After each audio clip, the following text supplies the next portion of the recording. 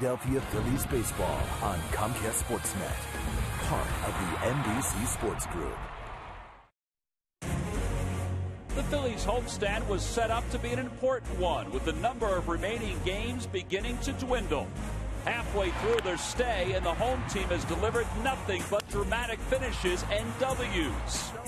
Miami arrives with 22 games left, and the Phillies still reaching for postseason.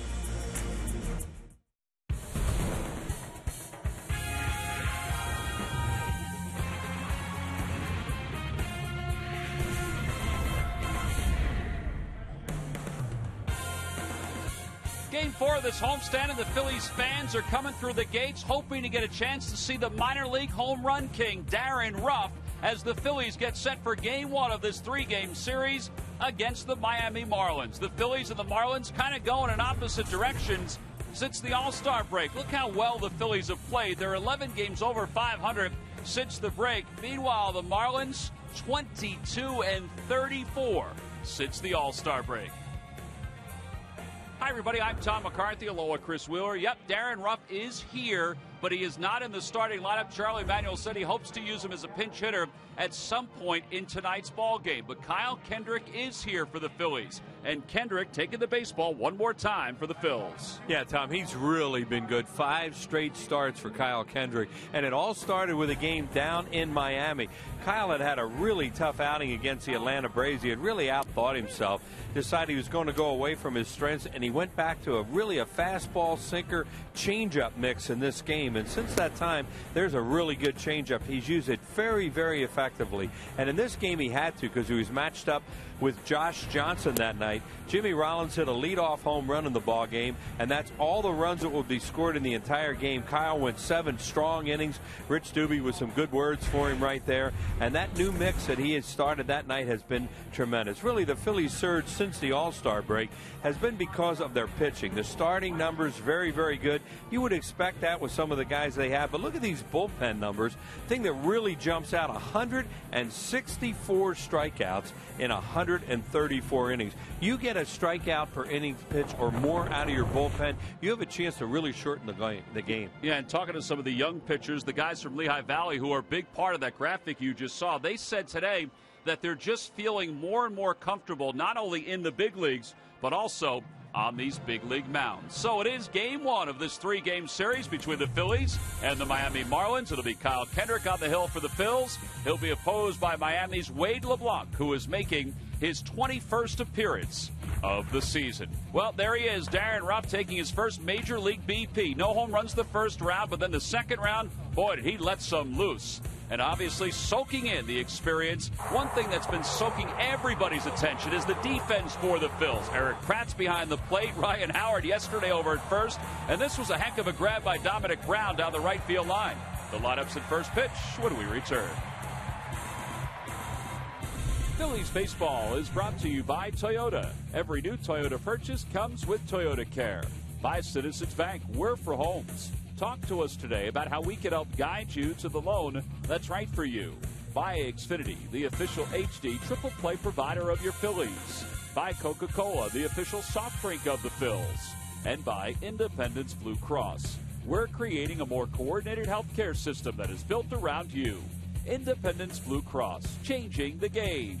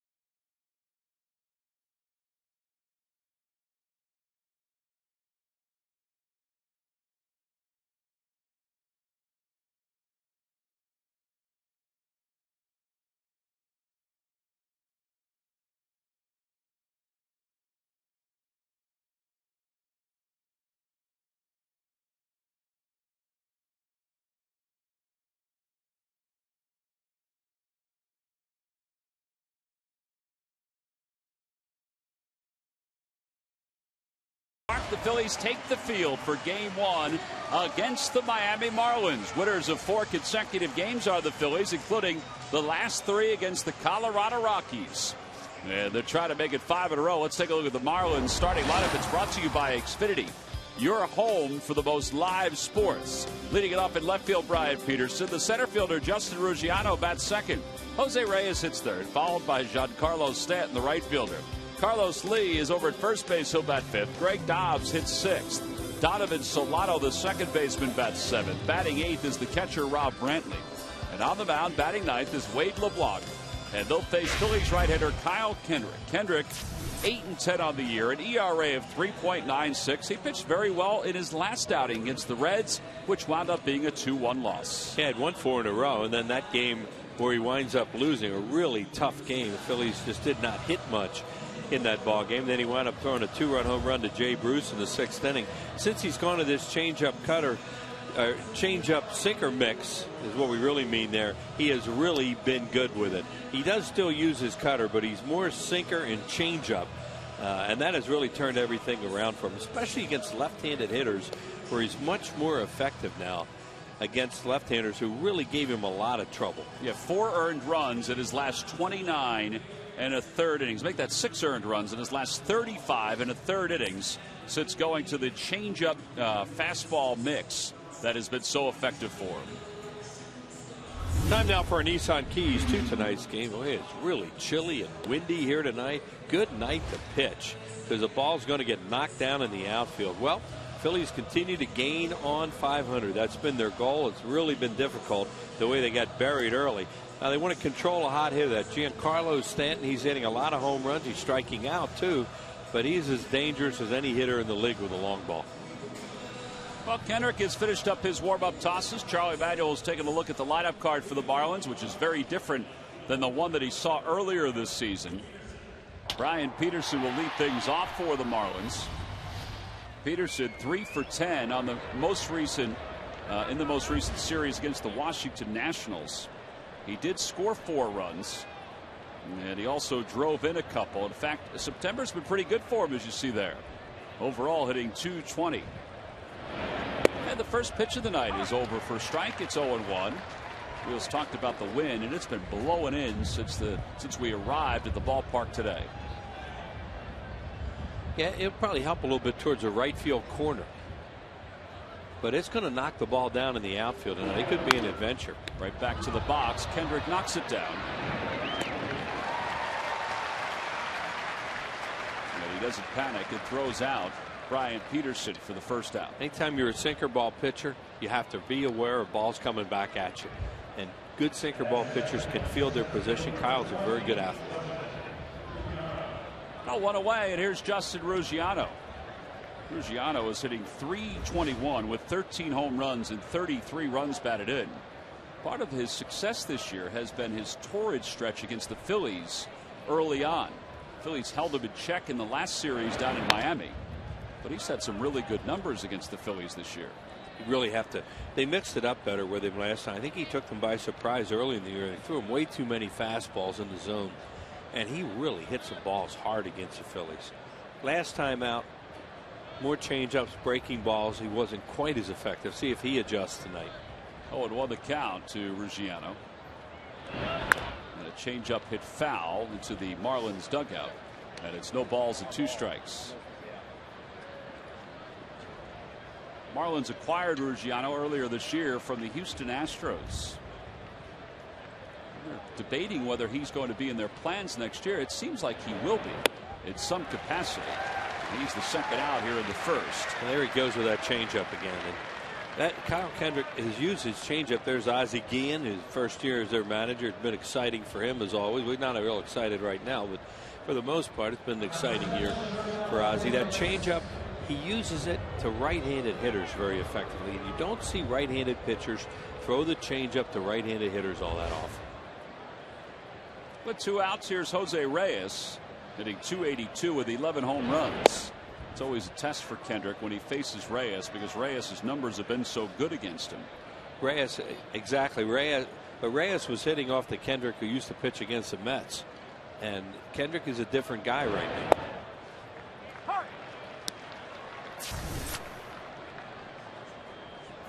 33 straight plate appearances without a strikeout. Wow. I think part of that is that he's so aggressive early in the count. Right. He'll put a lot of balls in play early. But he will strike out. Well, he used to strike out a lot. If you threw anything down and bounced it to him and then went up with a fastball, he'd chase that stuff. And he's older now and he's more experienced and has an idea of how they're going to try and work it. 1 ball, 2 strikes the count. Reyes batting third. He's been doing that for most of the second half of the season. And a swing and a miss. He gets him with a changeup. So the strikeout streak is over for Jose Reyes. And the stretch of good pitching for Kyle Kendrick, it continues. The Marlins go down in order here at the top of the first. It includes 2 strikeouts to wrap up the fray. We go to the bottom of the first inning of a scoreless game.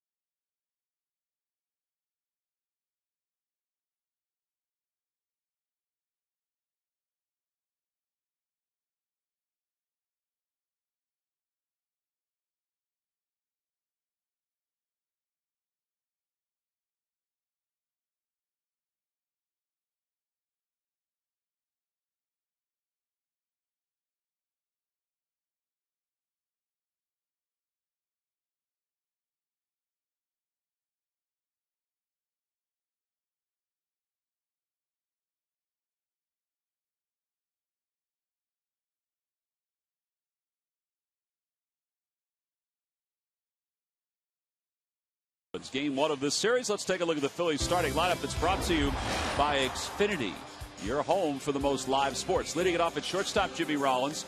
John Mayberry bats second. Chase Utley hits third, followed by Ryan Howard and Ty Wigginton. Dominic Brown, the right fielder, bats sixth. Eric Kratz hits seventh. Michael Martinez, the third baseman, will hit eighth tonight. Batting ninth and pitching is Kyle Kendrick, of course. So they'll face 28-year-old left-hander Wade LeBlanc out of Lake Charles, Louisiana. 2-3 with an ERA of 2.72. A big-time college career at Alabama, where he still holds strikeout records for that university. We saw him twice with San Diego. Came over here in a deal for John Baker. You see the scouting report on him. They say that Burley's helped him a lot because he pitches very similar to Burley, but he has a little better fastball. He starts Rollins off with a fastball for a strike. Rollins has hit in 3 straight ball games. And he takes low and inside. 1 ball and 1 strike. Pitch inside with his fastball cutter. Throw his changeup away. And he's a quick worker. And has done a good job for them out of the bullpen first and now as a starter. 2-1 the count to Rollins. We saw Rollins' numbers over his last 16 games. The first part of August was not good for Jimmy whatsoever. In fact, he finished hitting under 220 in the month of August. But the last week or so and then the start of September, just like that, has been much better for Rollins. And he leads off the bottom of the first with a single to center. Well, LeBlanc went away with a pitch that he thought was a strike, fell behind, then tried to come in on him and didn't get it in.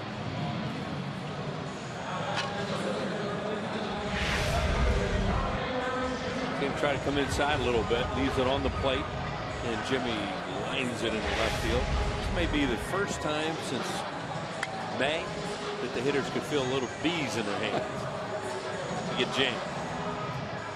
It's supposed to be cool tonight, cool tomorrow, not as cool, and then it's supposed to be beautiful on Wednesday for the 4 o'clock game. Temperatures are supposed to be in the 80s for that one. Here's Mayberry. John Mayberry's hitting .255 with 14 home runs.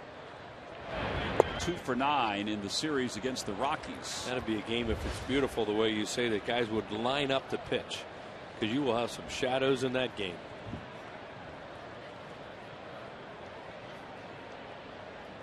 It'll be Cliff Lee's outing. Roy Halladay tomorrow, Cliff Lee on Wednesday for the Phils to wrap up this homestand. LeBlanc has that little step-off move and is fairly effective with it. You see, he holds runners on pretty well. The Steelers 1 for 5. He has 2 pickoffs. He just steps off. Nobody, you don't see that much anymore, but Phillies had a guy here, Terry Mulholland. Nobody could do it like Mulholland. He could get so much on it.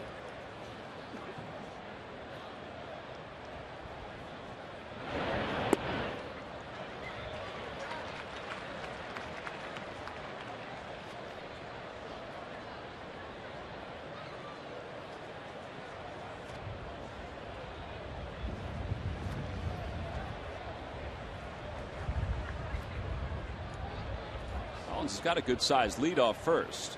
It's 2-0 to John Mayberry. And a toss over to first. Rollins' 2 stolen bases, still away from 400 for his major league career. Young catcher Brantley behind the plate. We saw him make his major league debut against the Phillies. Say that he is catching and throwing well, and offensively he is supposed to be able to hit, and he can hit. Foul ball. It's 2-1. The Lucky McDonald's Phillies home run jackpot contestant is Nick Capozio, Philadelphia. Phillies hit a home run at today's ball game. And Nick, you're going to win $100. Wish you the best of luck. We hope you win it very soon.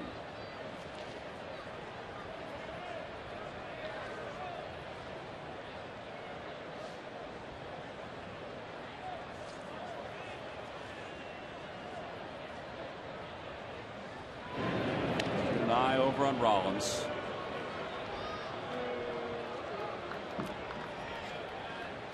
Rollins just ran his hand across his chest, and I think he wanted Juan Samuel to run through the signs again. Yeah, when you see a 2-1 count up there, that's a base runner always has to be aware that that's a hit and run count. So he wants to make sure if they're doing that he's aware of it.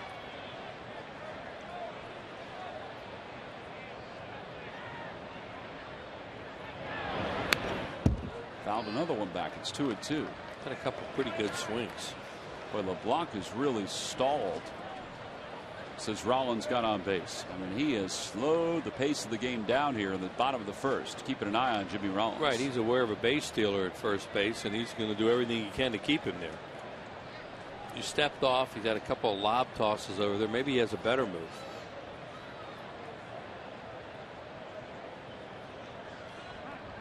Now time is called.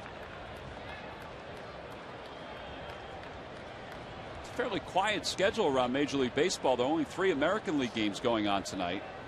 And there are 6 other National League games going on besides this one. 2-2 the count to Mayberry. And Mayberry chops it towards short. That could be 2. There's 1 and 2. 6-4-3 double play. And it'll bring Chase Utley to the plate. Scheduled to play tonight in the National League. The St. Louis Cardinals are in San Diego, and the Milwaukee Brewers are hosting the Atlanta Braves. Those 2 games are significant because the Cardinals have the 2nd spot right now in the wild card, 6 games ahead of the Phillies and the Brewers. The Pirates are also playing tonight. They're playing the Reds, and that game is just underway in Cincinnati. Reds had trouble in Houston this past weekend.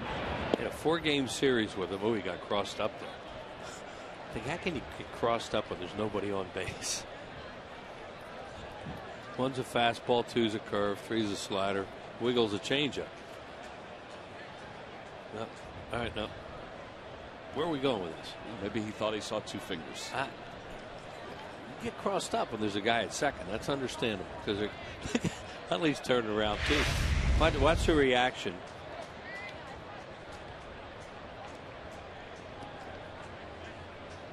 There's a lot of signs with nobody on. Ooh, that's a cross up. He's lucky he caught that. Well, it's a curveball too. The bad ones are when they're expecting an off-speed pitch. The guy throws a fastball right at their face or right at their neck, or worse yet, for the umpire, near the umpire. Here's the 1-0 pitch to Utley, and Chase takes a strike. He showed bunt, ran up a little bit, and it's 1-1. Chase overall 247 with 10 home runs and 29 runs batted in. He was 4 for 12 in the series against the Colorado Rockies, in which the Phillies swept out the Rocks.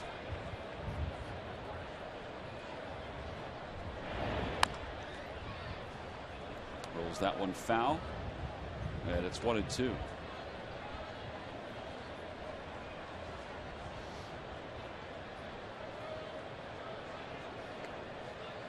Chase with 198 career home runs. Just 2 away from 200.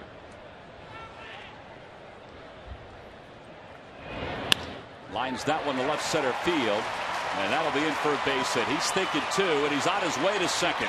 The throw by Peterson way offline, and Utley has a 2-out double. He had one of those yesterday where he busted like that, and they made a good play in the outfield. This time a little bit longer to get to it by the outfielders, and well, when you play the way he does, you get doubles out of the box when you hit it. He pitches away. Everything's been away. He looks out there, hits it to left center field. He's been doing that really well off these left-handers, pitching him away. Kind of a deep route taken there by Peterson, the left fielder. He sees that and easily gets into scoring position. So he's at second for Ryan Howard. It'd be nice to get an early lead here for the Phils at the bottom of the first. 3 infielders on the right side for Howard, and he fouls the first pitch. It's 0-1. Ryan with 30 runs batted in his last 30 ball games. And a base hit should give the Phillies the lead. Ryan's had 8 at-bats against these guys this year, and he's 0 for 8. It's kind of like that Matt Latos game. He's due. Yeah. And he's killed the Marlins over the years. That pitch was outside. It sure was. Mike Winters is the crew chief. He's behind the plate. Mark Wagner's at first. Clint Fagan is at second. And Corey Blazer is around at third.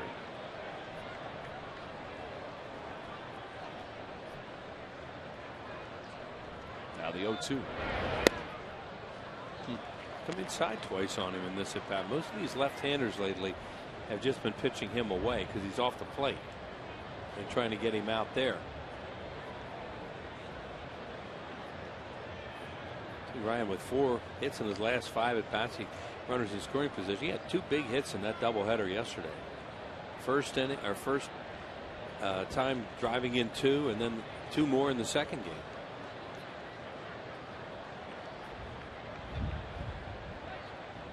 There's a lot of room on the left side because they're keeping the third baseman over there with Utley at second, and then 3 guys on the right side.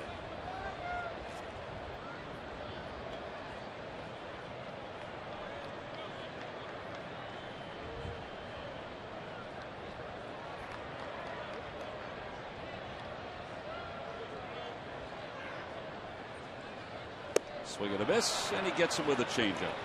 Howard is struck out. First strikeout of the day for LeBlanc. He's not going to strike out a lot of guys. We go to the second. Phillies and the Marlins. Sports.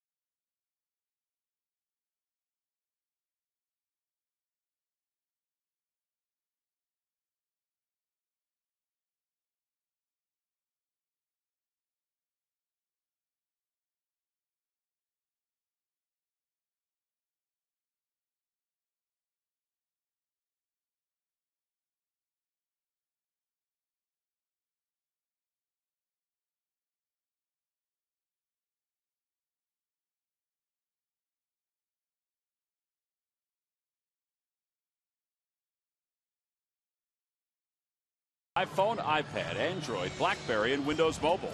Get live audio, pitch tracking, video highlights, and more. Text at-bat to 31826 or visit Phillies.com for details. Top of the second. Phillies nothing, Marlins nothing. Giancarlo Stanton will lead it off for the Marlins. Stanton's had himself a solid year. 33 home runs, 78 runs batted in. If not for his stint on the disabled list, he'd probably be zeroing in on 40 homers and 100 RBIs. He's come back strong after that knee injury. 14 home runs since coming off the disabled list on the 7th of August. 28 runs batted in. And Kendrick starts him off with a pitch low and inside. Whatever the reason, he just crushes the Nationals in that ballpark down there in Washington. Coming off another big weekend. He was 5 for 14 with 3 home runs. He also walked 4 times. Marlins felt like they had a chance to sweep out the Nationals, that they should have swept them out. Sure, they had that lead in the big rain delay in the 9th inning. Came back. Jason Worth hit a 3-2 pitch for a home run off Heath Bell to tie it, and then the Nationals won it in the 9th or in the 10th inning. Most home runs all time before the age of 23, and there he is. He's 6th now, behind Frank Robinson and Alex Rodriguez. See that name in there, Tony Conigliaro, who was just an amazing player, young player for the Boston Red Sox, local guy up there, and what a future in front of him. He got hit in the face, right in the eye. He was never the same guy after that. 2-2 the count to Stanton. Try to change up. It floated inside and low. 3-2. Stanton's vulnerable away a lot of times. That's not Kendrick's best pitch, though, that cutter anymore, or a slider. Swing and a miss and a changeup. 3 straight strikeouts for Kendrick. Well, he got him out of the way. He did. That's right where Kratz was set up.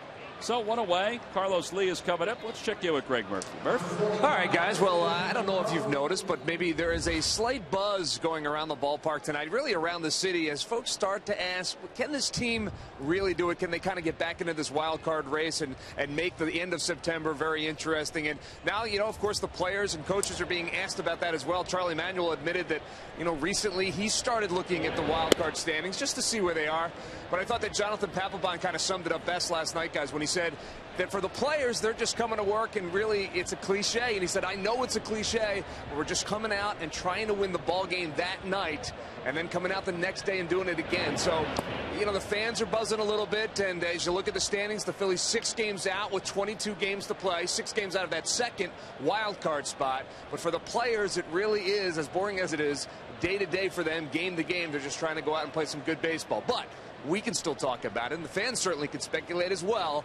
6 games out with 22 to play. Well, as Charlie says all the time, he said, we're not mathematically eliminated, so obviously there's still a chance. And I think if they can cut that lead, that deficit down under 5 sometime in the next few days, then I think the buzz will get even thicker. Yeah, and obviously the optimistic view is that the schedule, they still got to go out and play the games, but the schedule over the next week and a half seems to favor the Phillies if they continue to play good baseball. So you can see perhaps a light at the end of the tunnel. It's probably too soon to say that they're going to do it, but fans are getting excited again, which is great. All right, Murph, we appreciate it. It's 3-1 to Carlos Lee. And Lee, it's a towering fly ball, shallow left. Wigginton coming in. 2 outs. I think the great thing about what the Phillies have been able to accomplish recently is that their games have been very entertaining. You think about the games against the Rockies alone. They haven't been out of any, and that's really their reputation, or was their reputation, the last 5 years when they won all the divisions. Well, when your pitching starts to hold up the way that it has, especially late in games, then you're not out of it anymore. You can hold guys a little bit, you can rally and come back. There's that wind really knocked that ball down that Lee just hit. And that's been the whole difference in them. We should keep showing all those come from behind wins, and look how many of them are later in the year when the pitching started to stabilize a little bit, especially the bullpen. It was Greg Dobbs, and he fouls the first pitch back. It's 0-1. They just absolutely got crushed early in the year with all those losses late in games. It had a residual effect, and they got buried. Well, you saw all those flags out there, including the 2007 flag, the divisional flag. And that's when this all started, and it was a crazy way to win the division. Down 7 with 17 to play. Yeah, and the biggest difference there that we keep pointing out is there was one team to get, and it was the Mets, and they ran them down. Right now they have to run down a bunch of teams, and that's why this is still really interesting, but makes it even more difficult. See the upcoming schedule for the Phils, what they have left here in 2012. It includes the next 7 against the Marlins and the Astros. 0-2 the count to Dobbs with 2 outs here in the top of the second. Swing and a miss, and how about Kyle Kendrick? 4 strikeouts through the first 2 innings of the ball game. 6 up, 6 down. We've completed 1.5, and Kyle Kendrick is kind of mixing up the Miami Marlins. We go to the home second here in Philadelphia.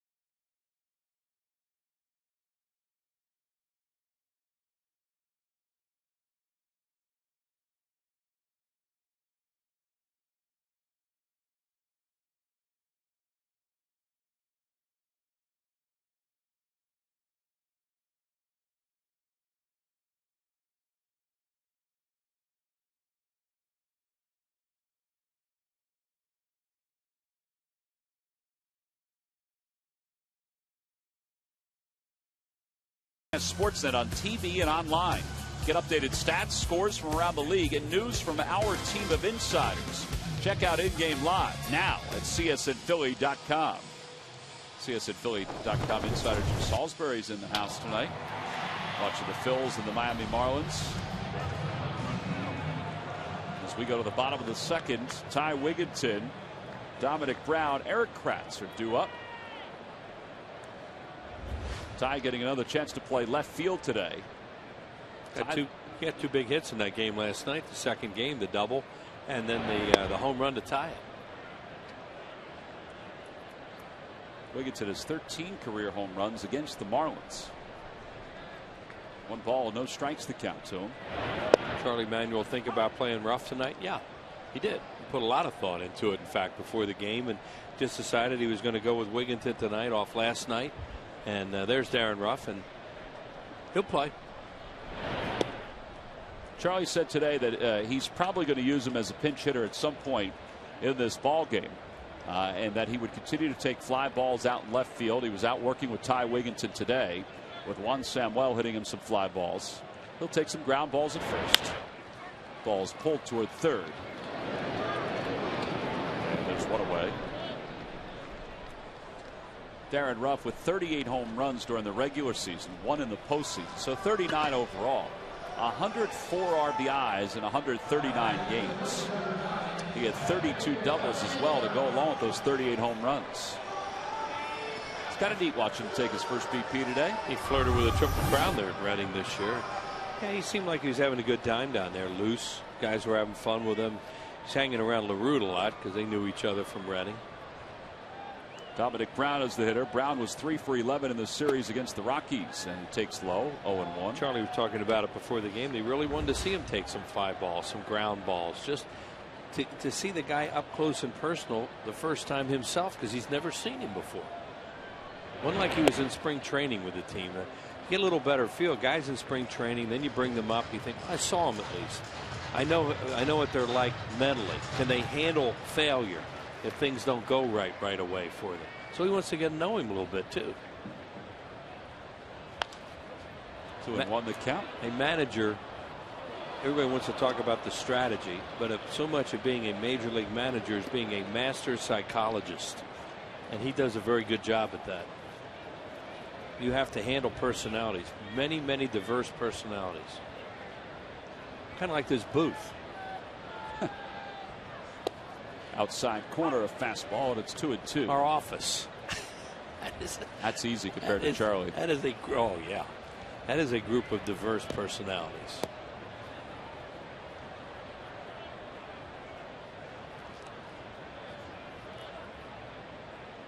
Time is called. I think probably the easiest part about being a major league manager now that's changed since I started is the handling the game itself. And not that that's easy. I don't mean it's easy. But compared to all the other stuff that goes on with the agents, with the contracts, with the way that players come up nowadays and they're instant stars before they've done anything, it's just very different. And you have to be able to handle all that stuff. Curveball is inside. It's 3-2. I think the last thing you said, when players are instant stars before they even put on a major league uniform, that's a big one. Yeah, and you can't blame organizations for building up their minor league players because you're trying to have interest in your organization when the guys get here. Swing and a miss, and Brown is down on strike. Second strikeout for LeBlanc. And there are 2 outs here in the second. During the 2012 season, Turkey Hill will contribute $100 for each Phillies victory and 5 cents for each carton of Phillies Grand Slam ice cream, sold to support the Phillies youth baseball and softball programs. LeBlanc's doing a good job talking to Tommy Hutton before the game, the broadcaster from the Marlins, comparing him to Burley with the throws a little bit harder. You can see Burley has had an influence on him. He's in and out, moving the ball around really well the way Burley pitches.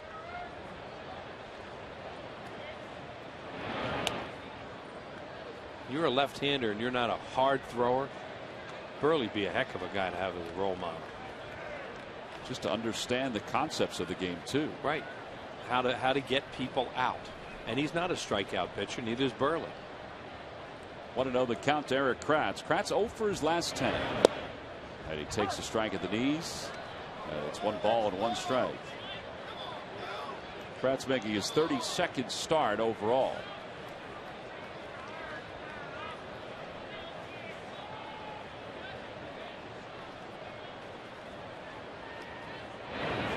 Broke his bat, and a fly ball to center. Ruggiano is there, and the side is retired. Phillies go down quietly in their half of the second. 1-2-3. We go to the third here in Philadelphia. It's the first of a 3-game series against the Marlins.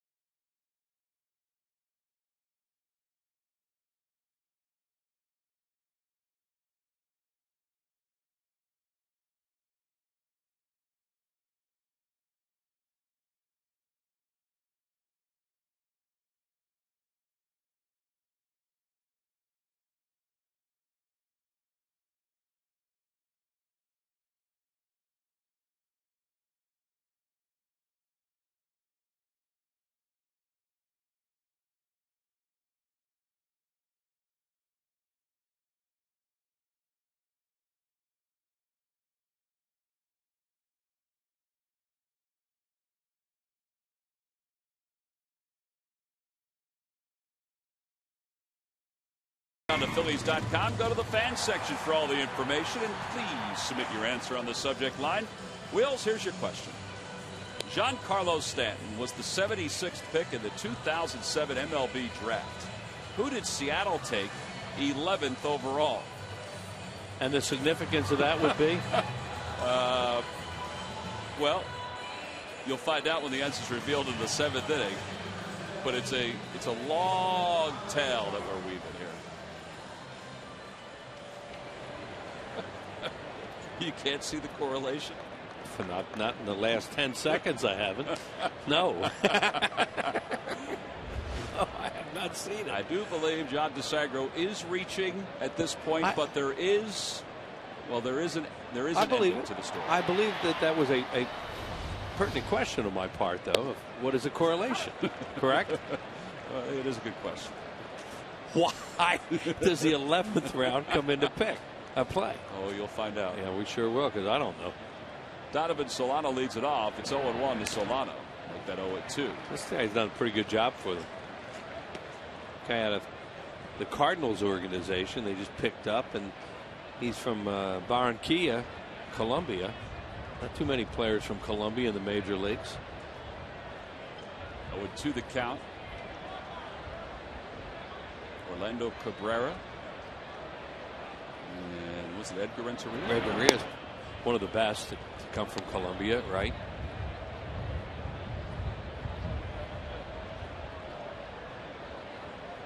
Well, he's hitting .360 since the 17th of August. Right. Solano is. Done a very good job, they say. They're happy with him. Here's the 1-2 pitch. Swing and a miss. Another strikeout for Kendrick. That's 5. These Marlins will be in town tomorrow and Wednesday. Tomorrow's a Hatfield Dollar Dog Night at the ballpark. Wheels don't eat anything before you come to the yard. Okay. And then Wednesday is a 4:05 start. All fans will receive the Carlos Ruiz Pride of the Phillies print. That's compliments of Citizens Bank. It's a Citizens Bank business person special. Get your tickets now by going to Phillies.com. And have a chance to see Carlos now that he's back active. 2 hits last night. Pretty good chance he plays tomorrow. Phillies will have Roy Halladay on the mound tomorrow. Young catcher they got from Detroit, they really like. You see what he did at AAA after they got him. He wasn't there very long. As Wheels said, he made his major league debut against the Phillies when they were down in Miami. That was against Roy Halladay. Went 0 for 3 in that game. 1-1 strike the count to Brantley. And it's 2-1. Kyle Kendrick has 9 wins against these guys, and most by far against any National League team. He's won 7 straight against Miami with a 2.28 earned run average. 9 games, 8 of them starts. So he's pitched well against this team, including his last start when he went 7 and didn't allow a run. He allowed 5 hits. Phillies won that game 1-0. Leadoff home run by Jimmy Rollins off Josh Johnson. What a game that was. Going to see that big guy here in the final game. He'll be pitching in the shadows if it's sunny. It's supposed to be sunny in 80.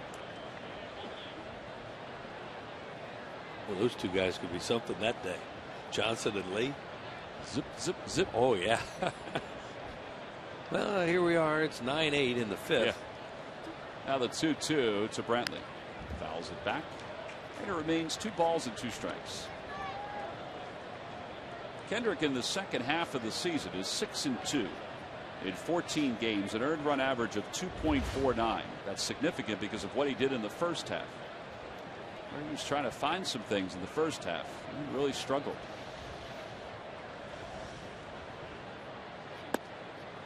Delivers inside and low, 3-2.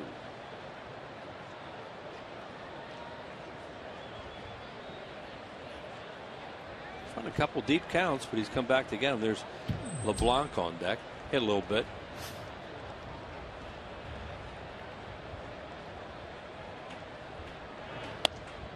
Ooh, just missed inside. That was 1 mile an hour fastball is the first base runner of the day. That was that comeback sinker, and it looked like it got the plate.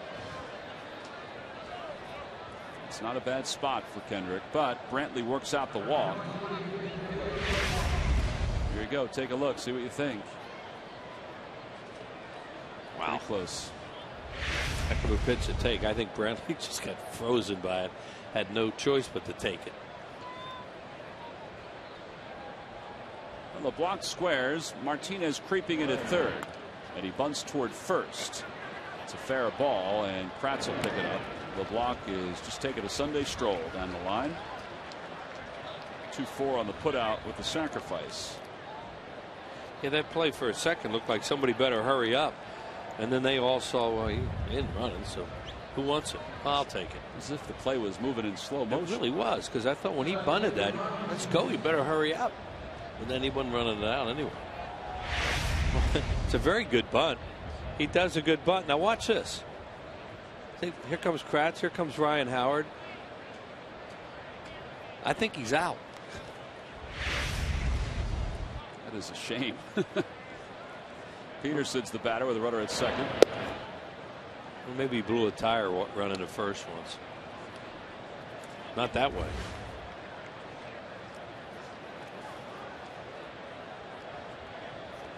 Peterson grounded back to Kendrick his first time up. Each team has had a runner in scoring position now. Same pitch. This time a strike. It's 1 ball and 1 strike. He make a lot of good pitches tonight. Even when he's missing, he's right there with him and not down the middle.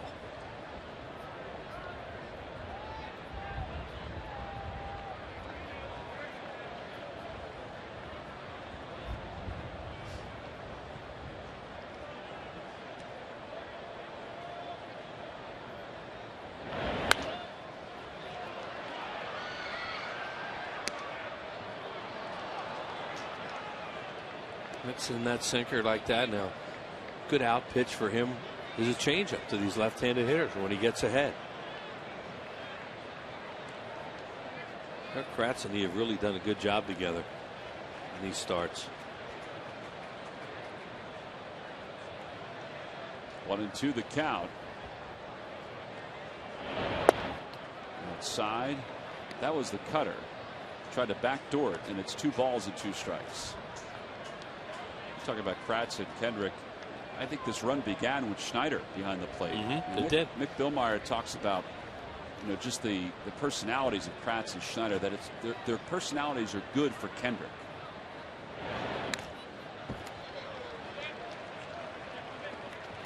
They're firm, but they're affirmative. Yeah, that's a good way to put it. There's Mickey. He's a little under the weather today. Is he? Yeah, a little bit. I didn't see him today. Not feeling well? Yeah. It looks like he's recovered okay. He sure does. Telling some stories. Well, that's not unusual. Got a lot of new material every day. It's amazing. Right side, Utley over to his left. He's there. And he throws out Peterson, and Kendrick is out of the third. No runs, no hits. 1 man left over at second. We go to the bottom of the third here in Philadelphia in a scoreless game.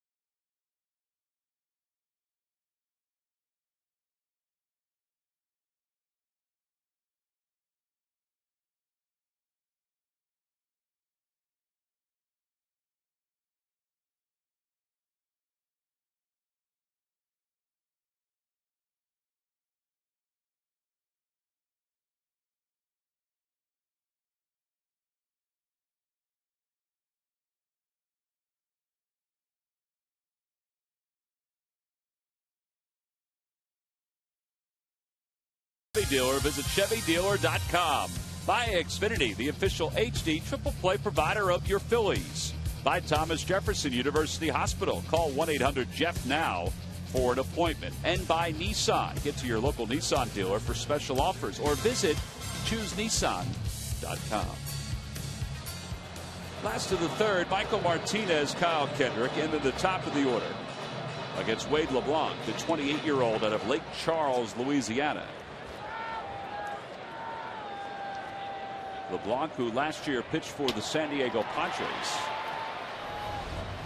who have played very well since the All-Star break. Swing and a miss by Martinez. In fact, if the Padres hadn't dug such a hole, kind of like the Phillies, yeah, that they would be a bigger story right now in Major League Baseball. Chase Headley's been unbelievable. Always looked at that guy and thought he looks like a heck of a player, offensively and defensively, and he has been on a tear.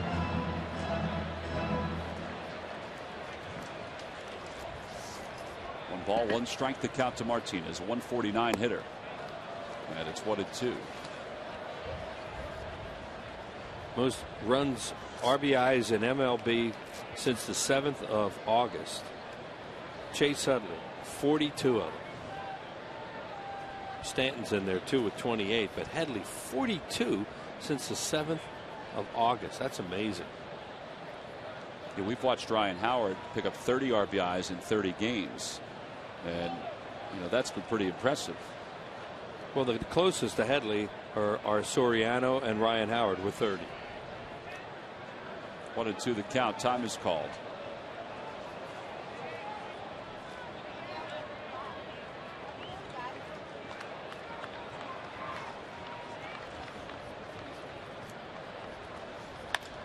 Chopper to second. You're a hitter watching this guy. There's no way you can zero in on a zone right now because he's done such a good job, in my opinion, moving the ball in and out, changing speeds. A lot of times against a left-hander, you can eliminate half of the plate, but not LeBlanc. He's doing a very good job of mixing it up. Phillies have managed just 2 hits against him so far. Both those hits in the first.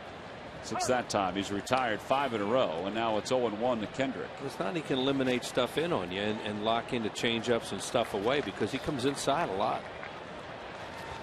Or enough.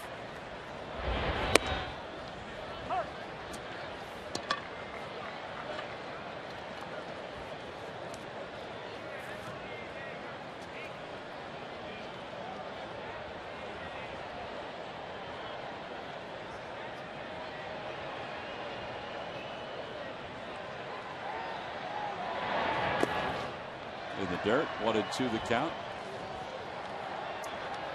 On the Toyota Major League scoreboard up at Citi Field in New York, the Nationals have taken a 1-zip lead over the Mets on a Kurt Suzuki home run.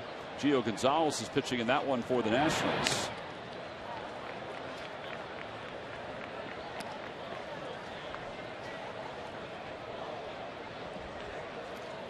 We'll be in New York next week when we'll be confused once again about the subway stops that we're supposed to take. Getting a little better now. Yeah. Swing and a miss. So the strikeout for LeBlanc, his 3rd of the game. Speaking of those Washington Nationals, they'll be in town Tuesday, September 25th, Wednesday the 26th, and Thursday the 27th. Thursday is Fan Appreciation Night at the ballpark. Get your tickets now at Phillies.com. Don't forget Goya Latino Family Celebration on Tuesday the 25th.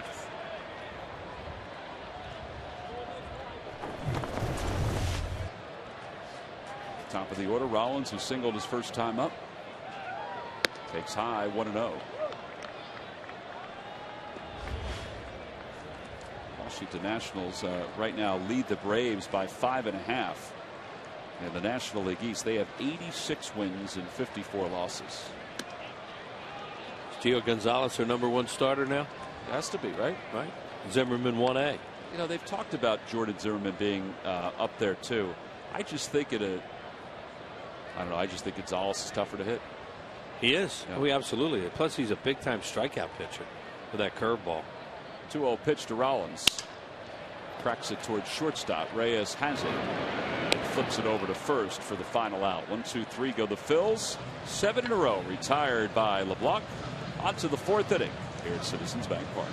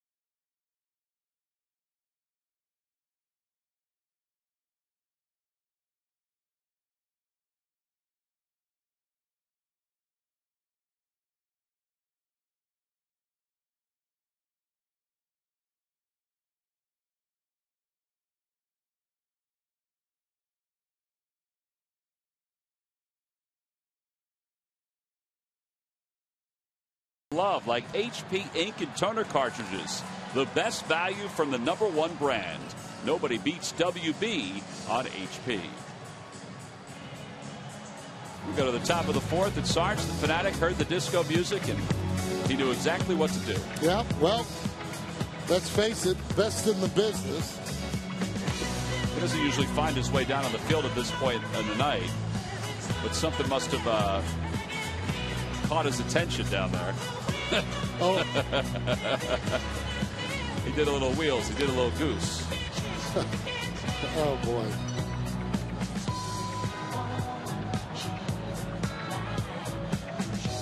Watch that every day, can't you? Tell you, I don't know how you not move if he's doing that to you. Well, we go to the top of the 4th. Justin Ruggiano will lead it off. He struck out his first time up. Ruggiano is one of 5 strikeout victims for Kyle Kendrick. It'll be Ruggiano, Reyes, and Giancarlo Stanton.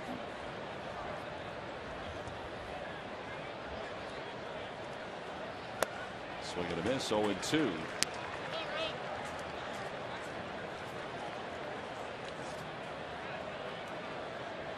Ruggiano's 9 for 26 against the Phillies, hitting .346 so far this year.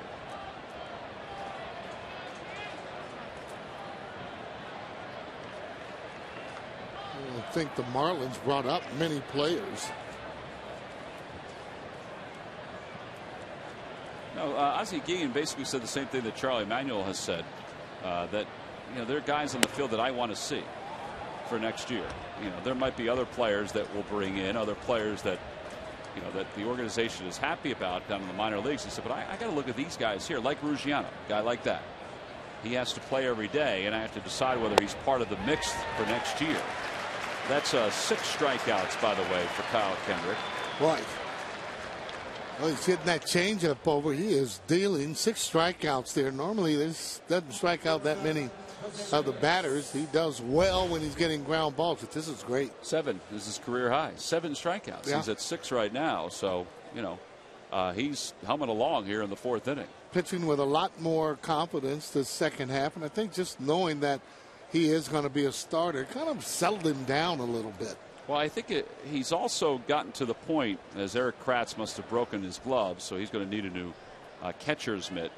I think that the other part of it, too, is that he's basically put himself in position to be in the rotation next year. Oh, yeah. I mean, he's always wanted to be back in the rotation, but now I think he legitimately has a chance to be in the rotation. Well, the difference, too, in not throwing as many cutters, coming up with the change-up, and being able to get the left-handed batters out is what it's all about. Sometimes, as a pitcher, you can throw too hard, meaning that you're throwing right in the area where the batters really like it. He's not a guy that's going to throw 94, so that comfortable range for any of the hitters are right around 88 to about 90. You throw that consistently, you're going to get hit hard. Now you got to mix them up like that changeup, 83.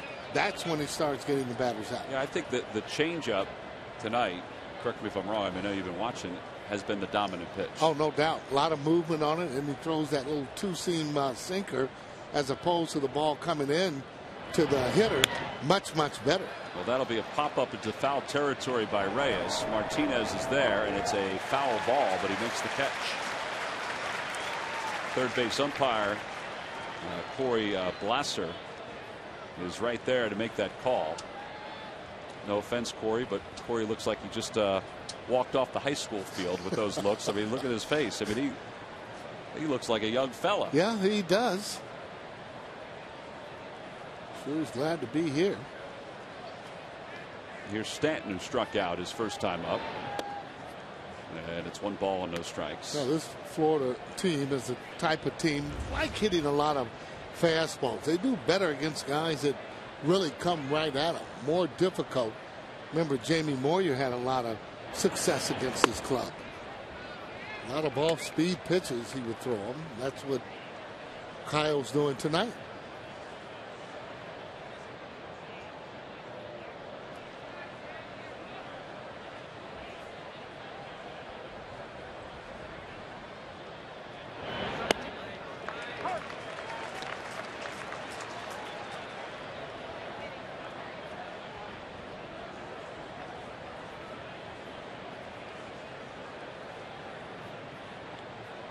Here's the 2-1 pitch to Stanton.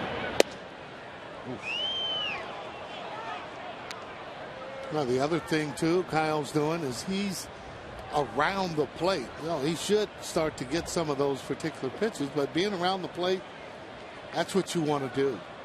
You can get some pitches called for yourself. Fly ball left field, playable for Ty Wigginton.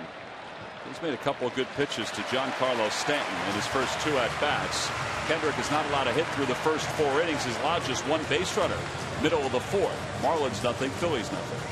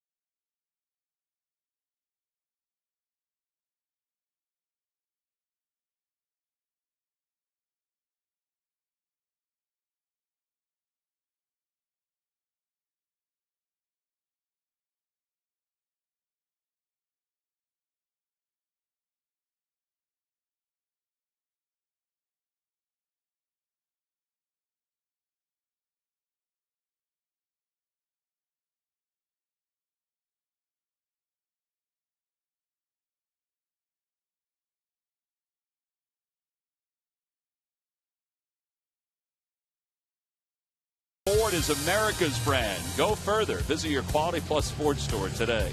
Buy AT&T. Rethink possible. And buy Toyota. Every new Toyota purchase comes with Toyota Care. Bottom of the 4th inning. The Phillies will send John Mayberry, Chase Utley, Ryan Howard to the plate. Here in the home 4th. Those folks came ready for tonight's ball game. Sweatshirts, jackets. It's that kind of evening. Yep. Mayberry grounded into a double play his last time up. So he's 0 for 1. And it's 1 ball and no strikes. Give me an idea, Sarge, as a hitter, what you're seeing from LeBlanc in the first 3 innings. Well, he has been mixing the balls up in and out. No, he showed that he has a pretty good curveball. Seems that he's throwing. But hasn't really gotten into any kind of trouble for me where you can really judge just to see when you get runners there in scoring position. His demeanor is pretty good there on the mound, just looking at him for the first time. You know, and the way that you judge a lot of pitchers is whether or not they're walking a lot of hitters. And he has not. And again, he's been around the plate. Ball is cracked past Juan Samuel in the third base coach's box. And it's 1-2 to Mayberry. Mayberry with 14 home runs. 4 of those home runs have come over his last 20 games. 41 runs batted in. 13 of those have come over the last 20 games. He helped win the game yesterday with his base hit off the glove of a diving Carlos Gonzalez. Now the 1-2 pitch. Low, 2-2. You know, one of the things, though, when you're coming from the bullpen and you're out there, you're long relief, and you're looking at the different hitters and relishing your chance if you're trying to be a starter, and then when you're able to do that, that's when you want to really show the club exactly what you can do. Well, he gets a strikeout. Yeah, that's the 4th strikeout. Yeah, LeBlanc and Kendrick have basically been in both roles this year. Although LeBlanc was down in the minor leagues for a period of time, he came up as a relief pitcher this year. Yeah, this ball here, good pitch there on the outside corner. That's the pitch there that I wish that John Mayberry would get closer to the plate. Just take that pitch away from him completely, and at least you'll foul that off. They're going to still come inside. Mayberry, a fastball hitter, he should be able to handle it. At least the hitter. He doubled his last time up, so he's 1 for 1. Takes inside. It's 1-0.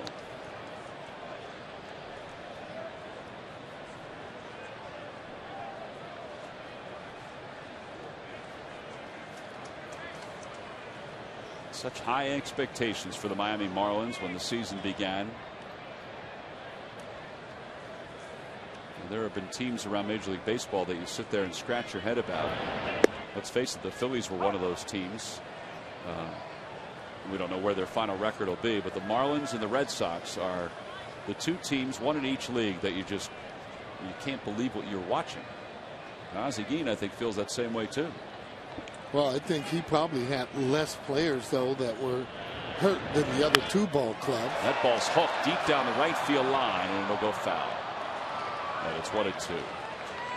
No, I mean, it's not an excuse, but your club is just not the same if you have key guys that aren't in it. 31-23 through the 3rd of June. An earned run average of 3.61, averaging 4 runs per game. The thing that changed since the 5th of June, the earned run average jumped up, and the runs per game dropped just a little bit, but enough. But it was the ERA that really jumped up. Yeah.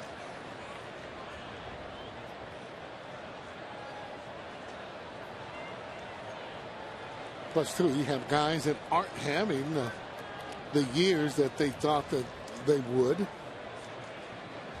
Hanley Ramirez, who's traded, that's one of the guys they were counting on to carry the load. Left side of the infield. Reyes, the shortstop, and Dobbs, the third baseman, are over.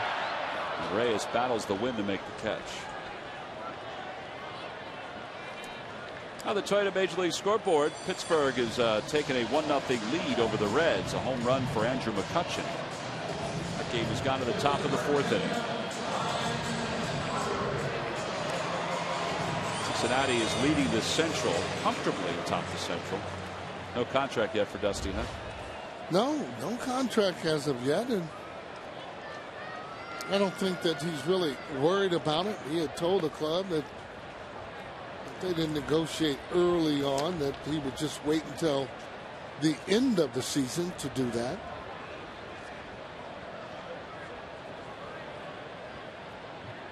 Want to know the count to Howard? 1 ball, 1 strike the count. 79 on the outside part of the plate.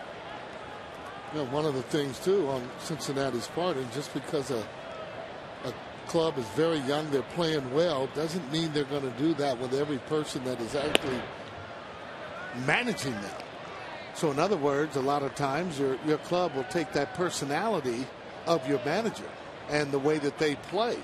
And I think early on we saw that with the Fighting Phils, the way that Charlie wanted them to play. Now you get guys that are hurt, Utley and Howard, you're not getting that same kind of play. Cincinnati, they got guys that are going out, and whatever it takes, whether or not they're in the lineup or not, they're pulling for a victory. Fly ball to left field. And the catch is made by Peterson. Now the Phillies go down in order again. That's 10 in a row, retired by LeBlanc. We go to the 5th inning here in Philadelphia.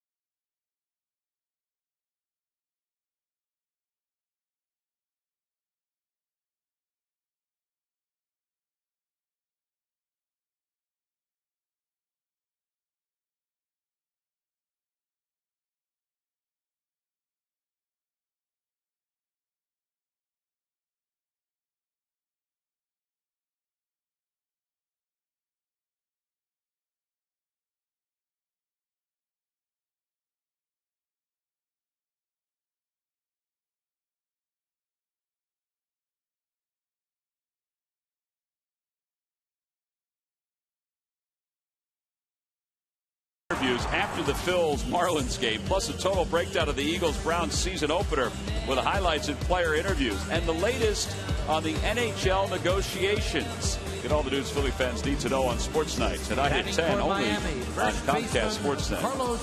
That kid was locked up in school all day, Sarge. He's trying to get out his all of his frustration here tonight, and he's trying to take in all the cotton candy he can. Well, let me tell you, he's been dancing up a storm there. And people in back of him have gotten a little bit of a show. Well, Kendrick will begin the 5th inning against Carlos Lee. And he throws him a changeup for a strike. It's 0-1. 81 miles an hour on that changeup. Lee flied out to left his first time up. He's 0 for 1.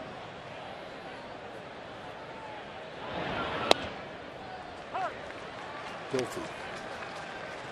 I'd throw that same pitch again if I were him. Maybe a little bit off the plate. Yeah.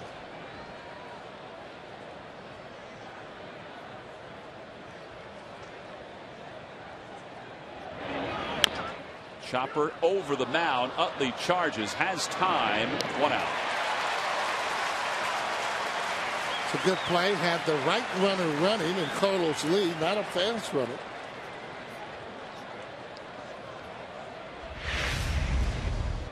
Utley comes in there. See how high he gets up. Good thing he did not touch it, though. Utley coming in, knowing he had plenty of time to be able to throw the ball over to first base.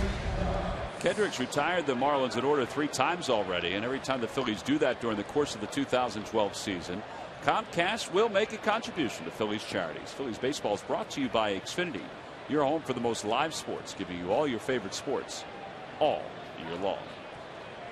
1 out for Dobbs. Dobbs struck out in the 2nd. Fly ball left field. Ty Wigginton likes these kind of fly balls. He doesn't have to move that much. Oh, boy. But he makes the catch for the 2nd out. Only in the end with that win as it staggers him a little. Ball's up there that high. I mean, you're looking at it. You're just wanting it to come down as quick as it possibly can.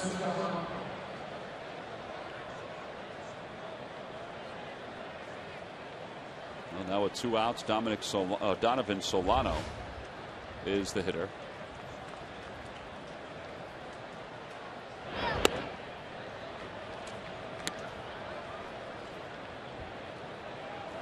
Kyle's shaking his head a little bit. That was a pretty close pitch for that first one. Borderline high there. I'd rather see him get the lower pitches than that high strike. Over to center field. John Mayberry glides under it to put it away, and Kendrick retires the Marlins in order for the 4th time tonight. He's through 5 without allowing a hit. The cotton candy is complete. So is the top of the 5th.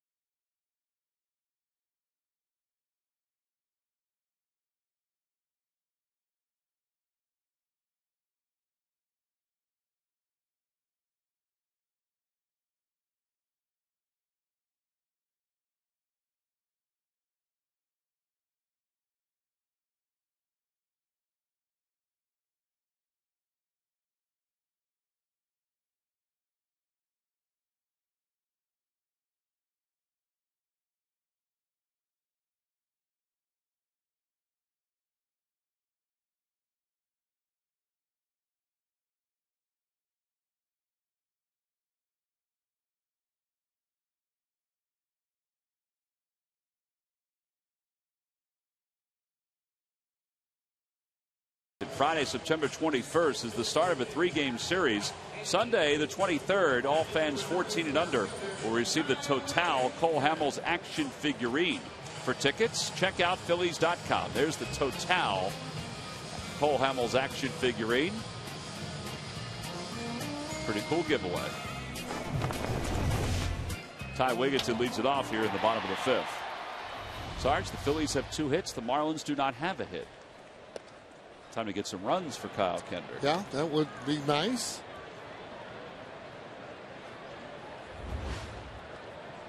Wigginton grounded to third his first time up.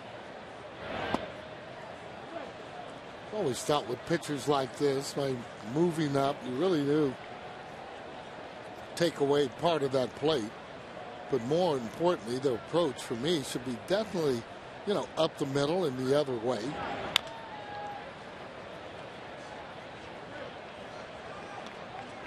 That's his fastball that you saw right there. 87, he's throwing that.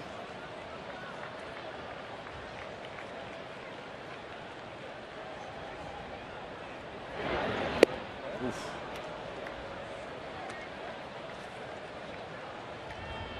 2-2 the count to Wigginton. If you're a little bit closer to the plate, even that swing right there, you're going to make solid contact. That's a change up, only 77.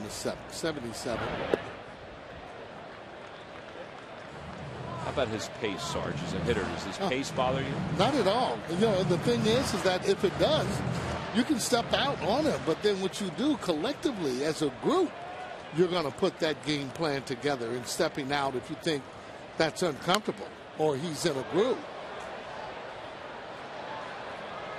I think he might have swung it ball 4, but again, you zone this kind of guy down. You don't have to feel that he's going to be able to throw that ball by you. Not at 87, 88. Shouldn't be able to unless you're looking dead off speed and he zips it in there.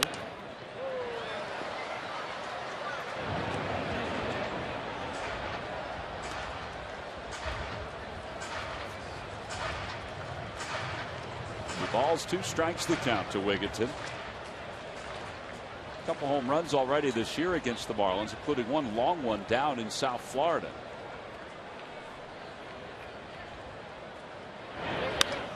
Down the right field line and out of play. Oh, that's 3 in a row fastballs that he's thrown. Try getting closer and making solid contact. See whether or not he gets another fastball or he gets a changeup. Ball 4. Nice at bat. First walk issued by LeBlanc. Dominic Brown is coming up. And let's bring Murph in. Murph. All right, T-Mac. Well, keeping you updated on some of the injured players for the Philadelphia Phillies. Nice to see Vance Worley back in the dugout. I got a chance to talk with him today. Of course, he had elbow surgery last week and was able to come back and be with his team the day after. He said he was surprised how well he felt just the day after surgery. So he's already begun his rehab. He said his range of motion is already coming back in his throwing elbow, and that it feels pretty good. Now, he's not going to be able to throw a baseball for about 6 weeks, but he's just happy to be able to be back and in the dugout and watching his teammates play and hoping that they win some baseball games and make things interesting in September, guys. Yeah, in fact, Scott Profrock said the other day that there was a spur and a loose body that was taken out of that elbow, and it was everything that they anticipated. There was nothing extra that they had that they were worried about. There was nothing extra in the elbow that they needed to take care of. Yeah, that's right. And he was pleased about that. I actually asked him. I said, "Well, did you get to at least keep the bone chip?" And he said, "No, they didn't even ask if I wanted to keep it."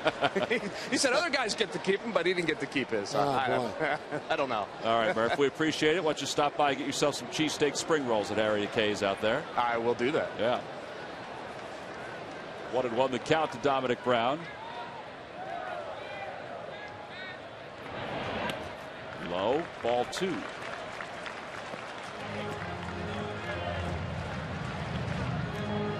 Thought Murph was going to get knocked over by that fan who was getting on television behind him. Yeah, everybody wants to see themselves on television, I guess.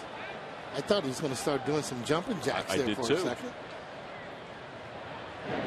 Or knock Murph over. We've seen that at this stadium before. Just ask that Juan Samuel. There we go. Murph doing his report, and there's some guy. I don't think anybody saw him. 2-1 the count to Brown. Low ball 3, 3-1. We do not encourage that, of course.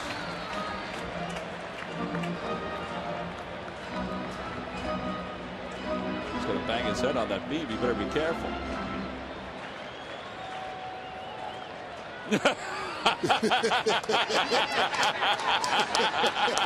Attaboy, Murph.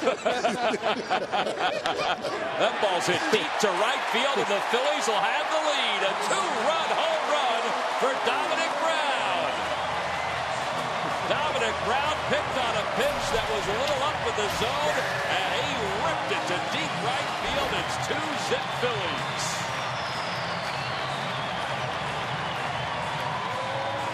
You want to talk about time at a pitcher. That's exactly what Dominic Brown was able to do with that swing. Yeah, I don't know. I thought he picked on maybe a breaking ball. Let's check it out. And look at the swing there. Nope, that's a fastball. He knew that was gone when he hit it. Check it out again. You can just tell by the sound how far that ball is going out. That's what one, for sure, fighting fields want to see a little bit more of. And Nick Capozio of Philadelphia, you've won $100 compliments of the McDonald's home run jackpot. So 2-0 Phillies. Here's Eric Kratz. That is a big man's pop-up. Jose Reyes on the left side of the infield makes the catch for the first out. First home run for Dominic Brown since the 22nd of August. Sarge, that kind of swing is the kind of swing that Charlie Manuel really wants to see more from Dominic Brown. Yeah, a little bit more of the contact, a little more of the harder contact. As opposed to going through several days and not doing that. Those are the kind of long balls that will keep you in that lineup. You don't necessarily have to get the 2 and the 3 hits. Sometimes, like with Ryan Howard at 1 for 4 there with like 2 or 3 ribbies, that also works. Here's the 0-1 pitch to Martinez. That's into left field, a base hit. Martinez might be able to get 2 out of this one. Peterson gets to it quickly. The throw to second, a little offline, safe at second base. You gotta love the aggressiveness right there by Michael Martinez. The pitcher coming up next, thinking he has a chance to get 2 and get it to scoring position. Well, very aggressive, and he actually started off from home plate. He knew what he wanted to do as he rounded first base. That play is developing right in front of him. Take a look as he goes around the bases. Now watch this throw here, and that's bad technique right there. You got to surround the ball. But boy, look at that dive as he goes in there. Had that hand up a little bit. Very aggressive, and that's good base running. Well, now time called by the catcher with Kendrick up.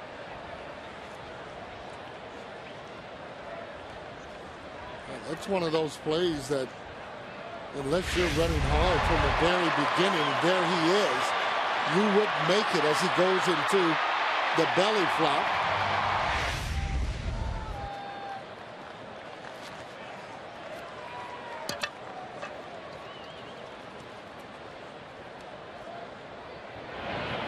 Charlie giving Kendrick a chance to swing away.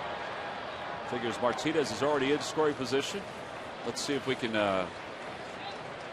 get a surprise hit from Kendrick. Yeah, this is definitely the right play to go on and let him hit. You're right, he's already in scoring position. 1 ball, 1 strike to count.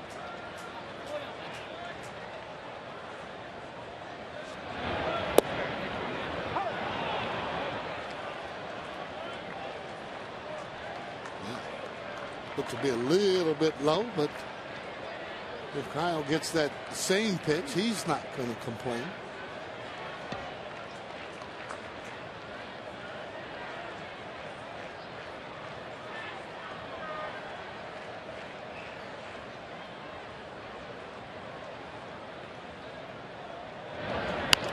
To the right side, Martinez goes over to third.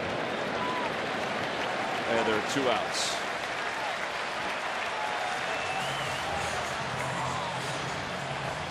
Well, this is a pretty sweet swing by Dominic Brown at this at bat. Yeah, really short, quick, hitting against that front foot, and it had plenty of distance to get out. Well, for that home run and each one hit by the Phils this season, one tree will be planted by the Pennsylvania Horticultural Society as part of Home Runs for Trees, a partnership between the Phillies, PHS, and Aramark. Home Runs for Trees is part of Plant 1 Million, a project to restore the region's tree coverage. Go to phillies.com/redgoesgreen for more information. Randy St. Clair, the pitching coach for the Marlins, out to the mound to talk to LeVon. With Martinez over third and 2 outs here in the bottom of the 5th inning. The Phillies up 2-0 thanks to a home run by Dominic Brown.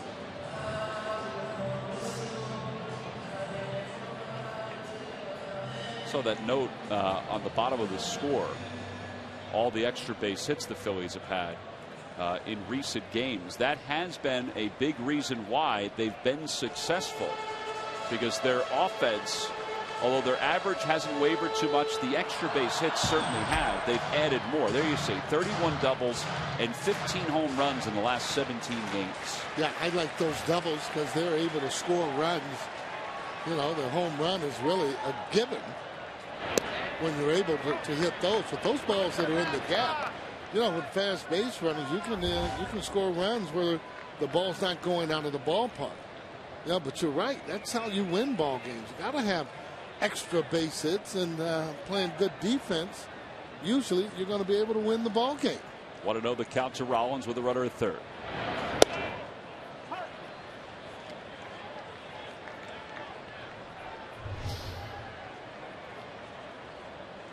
$80 pitches overall.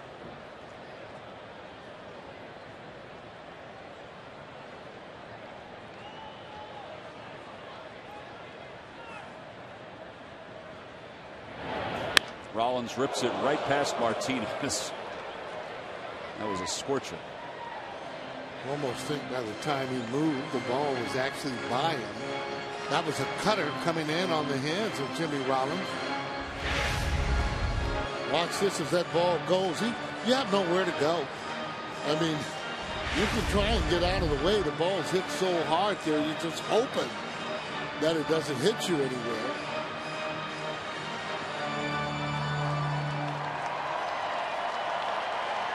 See whether or not he's going to come back inside to J-Row or throw him that changeup. Looks like maybe even a breaking ball he'll throw in there. Checked his swing. Ball gets away. Here comes Martinez. He scores standing. It's 3-0 Phillies. Great read by Michael Martinez. The first base umpire said no swing. He reacted very quickly, and so did Michael Martinez to give the Phillies a 3-run lead.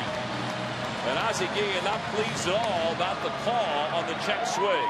Well, let me just tell you, give a lot of credit to Martinez for actually stealing a run, if you will, after that double, getting over to third base. Now, that ball not very far away, as you can see him coming in, and he has to anticipate the ball in the dirt. More importantly, just making sure you have your weight in front. Good job as he scores another run. And Rollins goes down on strikes to finish up the 5th inning. The Phillies score 3-2 on a Dominic Brown home run.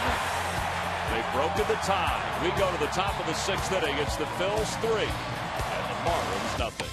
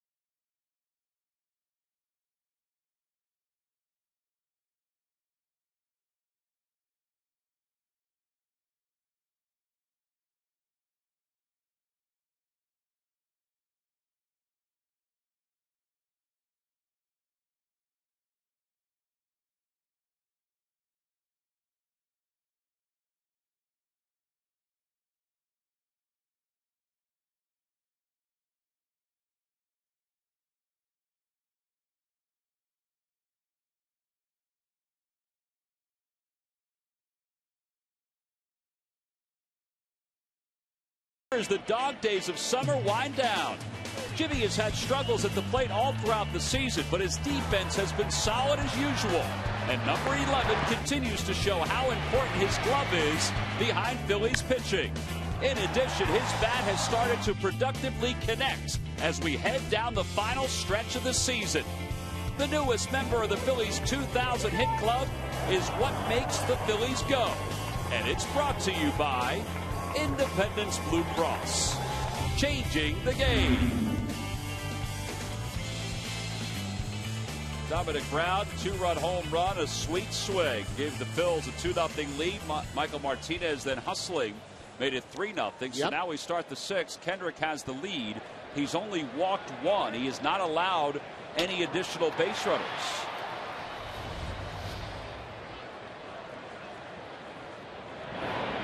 The first pitch to Brantley is over at the knees for a strike. Well, he's been doing a great job getting that off-speed pitch over the plate. Most of the time, hitters are looking for that first pitch fastball.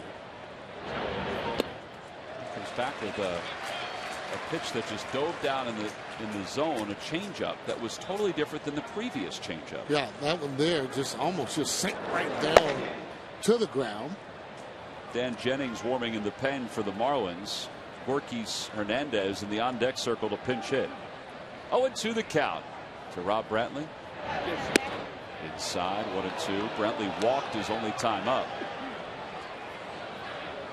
Yeah, usually he gets that changeup where it just not just goes down, but moves away toward the side. Left-handed batter toward the outside part of the plate, like that one.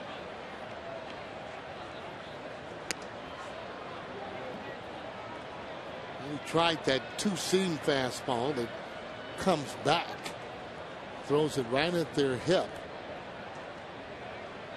And usually that left-handed hitter will give up on it. 2-2 pitch.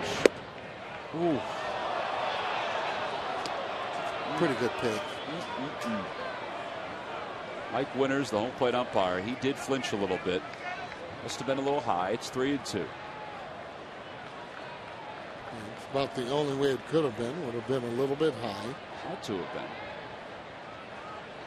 Here we go again. The 3-2 to Brantley. Out of play.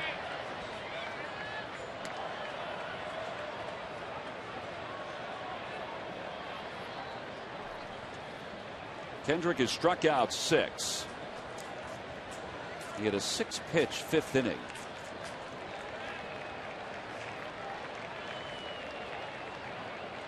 And now here in the 6th, he has a 3-run lead.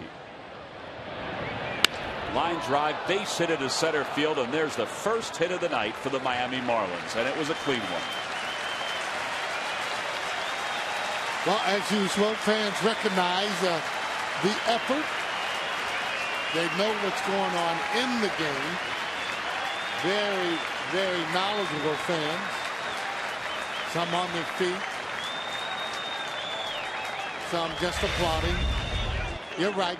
Clean hit there. There's that sinker, and actually hit a pretty good pitch. Might have been another changeup, though, but the movement on that ball. That ball hit up the middle, too. Very difficult to catch. So that's just a clean single. Give Brantley credit for breaking it up. So a base runner to start the 6th inning. Here's Gorkys Hernandez to pinch hit for Wade LeBlanc.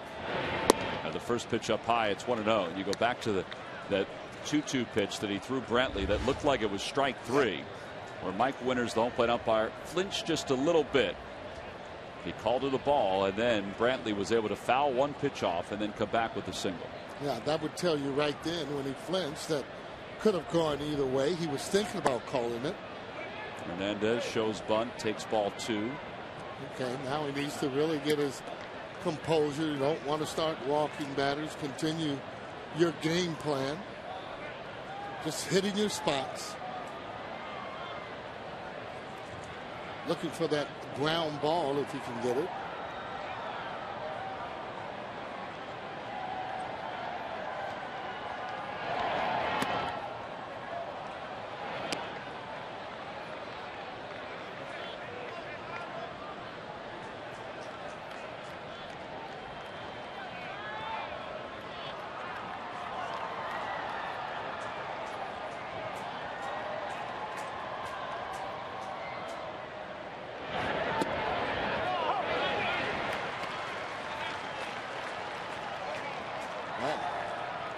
similar to that 2-2 pitch there to Brantley. Difference was, however, one right-handed batter, one left.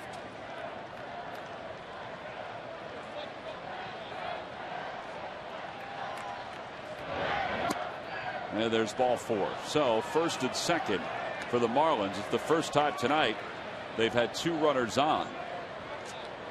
Phillies fantasy camp is for ball players 30 years old or older. It's a chance of a lifetime. It's from January 16th to the 20th, 2013 in Clearwater.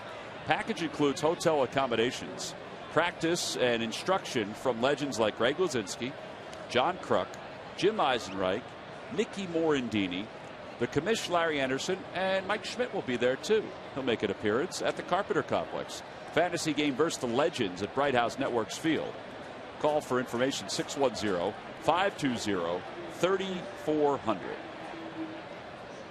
Rich Doobie out to the mound.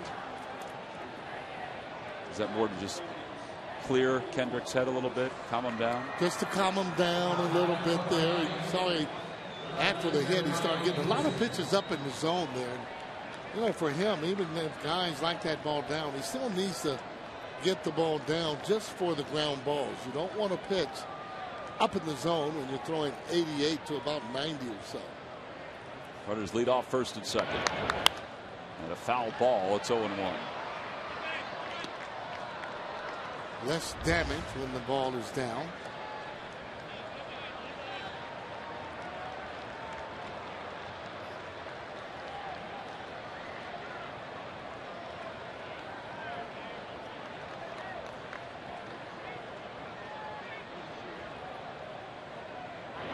Ground ball right side. Utley gets to it. It'll be tough to turn 2. They get 1. I think he just had trouble getting himself set, getting the ball set out of his glove. That's why he didn't go to second. Don't you think, Sarge? Yeah, I thought maybe he was going to, turn around the other way to be able to throw the ball. But, again, he runs this between his head. Now, see, I thought he was going to keep going and throw around the other way. He decided to go on and get it out.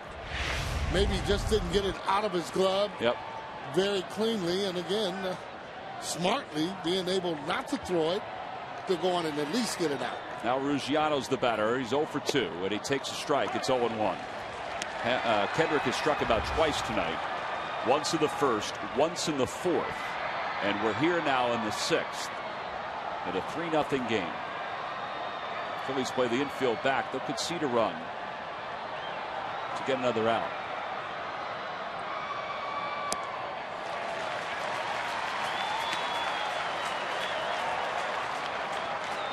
Good change up. It looked like it was maybe a little bit of a cutter ball moved away from him.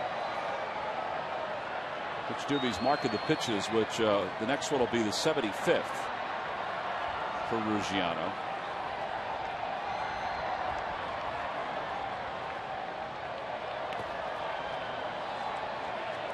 It's a good block. Just keeping that ball out in front of him. What catchers are taught to do. Don't try and catch it. Just make sure you block it, especially with runners when they're on third base.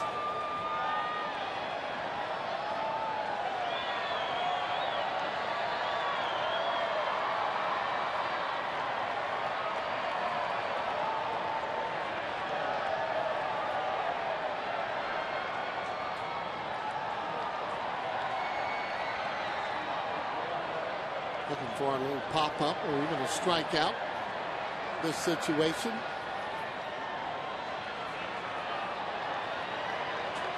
One and 2 the count. And now the pitch. Swing and a miss. He's got him for the 3rd time, and he's matched his career high in strikeouts with 7. Huge pitch. Just in a great spot. Take a look at it. That ball just sinks down right out of the zone there. It's just good pitching and being able to have that in that spot. All 2 outs now. Runners on second and third. Notice how you can get ahead of the hitters, though, and you don't have to throw a strike in order to get them out.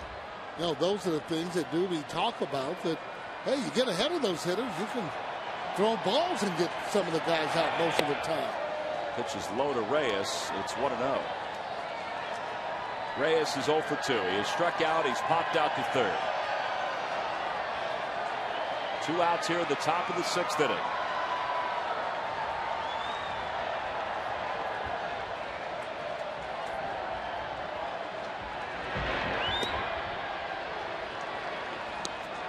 Pretty good pitches. He's laid off the change ups there. So the base runners, Ruggiano at third, Hernandez at second. Well, a lot of times we talk about, hey, you're going to get a good pitch because somebody's hitting behind you. That can hit. And believe me, they have one in Stanton hitting behind Reyes.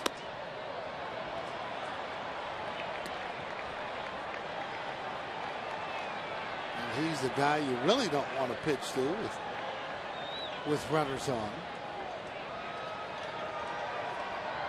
It's going to happen. You'd like for it to happen there against Reyes for sure.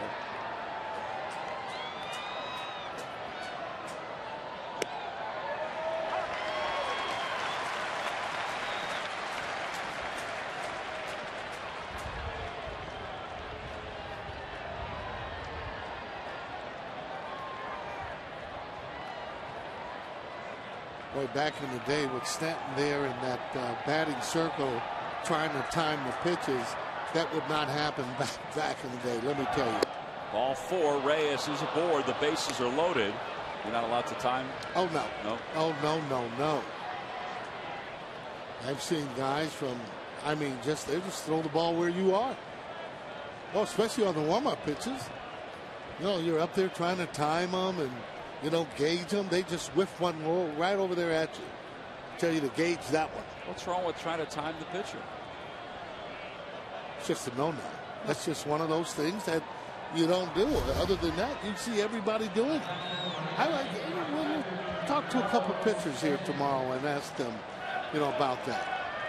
See if it means any different for them or not. Bullpen action starting for the Phillies. Stanton is up with the bases loaded and 2 outs here in the 6th. Phillies up 3. Inside, 1 ball and no strikes. They crowded him in his last at bat with the first 2 pitches. Then he flied out to left. Yeah, he just missed too, though, from hitting that ball hard. You don't get many fastballs by this guy.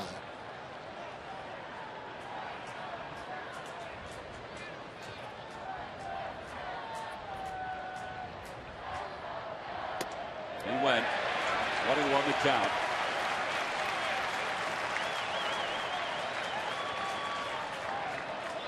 Well, talk about a big part in the ball game. Phillies up 3. No doubt. The Marlins have the bases loaded. And Giancarlo Stanton, one of the most dangerous hitters in the National League, at the plate. One of the more powerful hitters. He's ahead 1-2.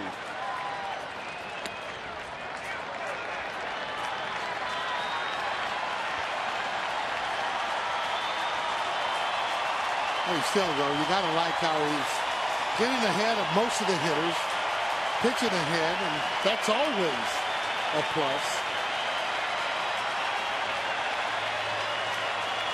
Kratz lays down the sides. Kendrick is ready. The 1-2 pitch. Swing and a miss. He got him.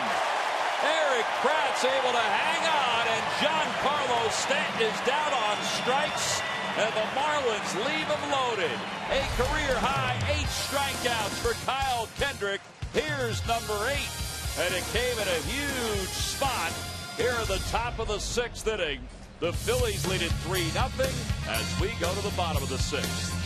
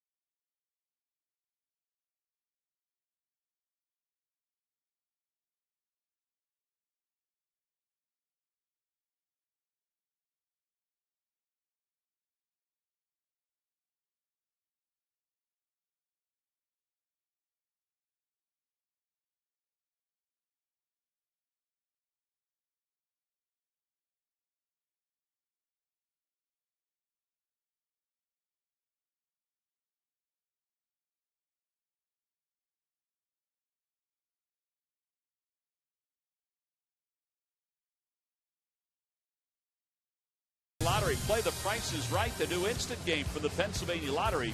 Must be 18 years or older to play. Please play responsibly.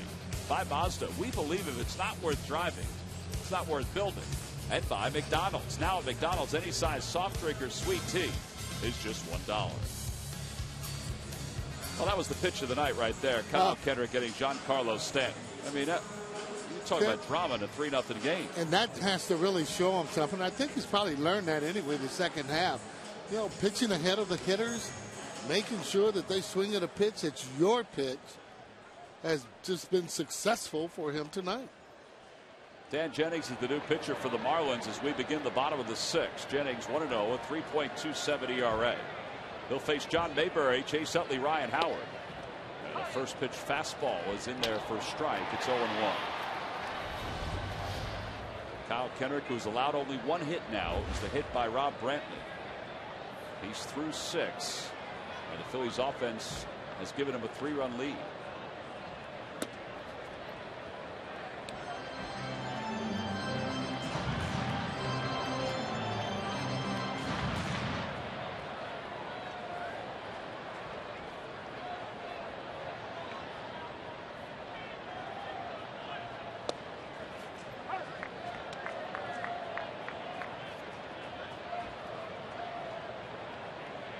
It's a big game anyway for them. Well, they're in 3rd place. You just want to make sure that you have no chance to take last place. Obviously, you want to finish as high as you possibly can.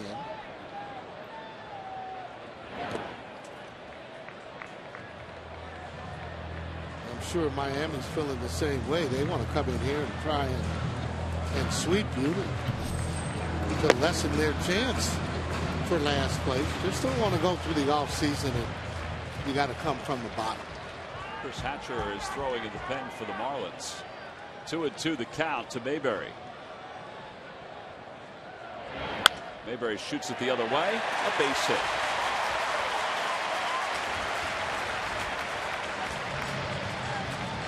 Tonight at 11, join Ron Burke, Ray Dittinger, Brian Baldinger, and former Eagle Brian Westbrook as they go over the plays that made the game. Get more with Brian Westbrook on Eagles Extra tonight at 11, only on Comcast Sports. Eagles eked out a win despite some struggles by Michael Vick over the Cleveland Browns. A win is a win. Yeah, it is. You know, I don't think it should be an interception after it hits a receiver's hands and they catch it. It shouldn't be. It should be on the other ledger. For me, in other words, if I throw you, if I throw you a pass, I wouldn't drop it. It bounces off your hands, and then someone catches it. Shouldn't be the fault of the quarterback. Utley takes a strike. If you threw it to me, I wouldn't drop it. Well, I was a bad example. My bad on that. I don't know if. Boy. I don't know if he would have dropped any. No. What a player. Find a number 17 jersey, you'd know he wouldn't drop it. Outside, 1 ball and 1 strike. You get a chance to talk to Darren Ruff here today? I did. I just introduced myself, said hello. I told him that number 18 came from a pretty famous guy. Make sure that you hustle every single time. He was nice to talk to. He really was. Anxious to see him play. Fly ball down the left field line. Peterson on the run, and he runs out of room. Well, the number 18 that you're talking about belonged to John Vukovich. Yes, John Vukovich. I think he smiled too, though, and I think he knew all about that. I'm sure someone had mentioned that to him.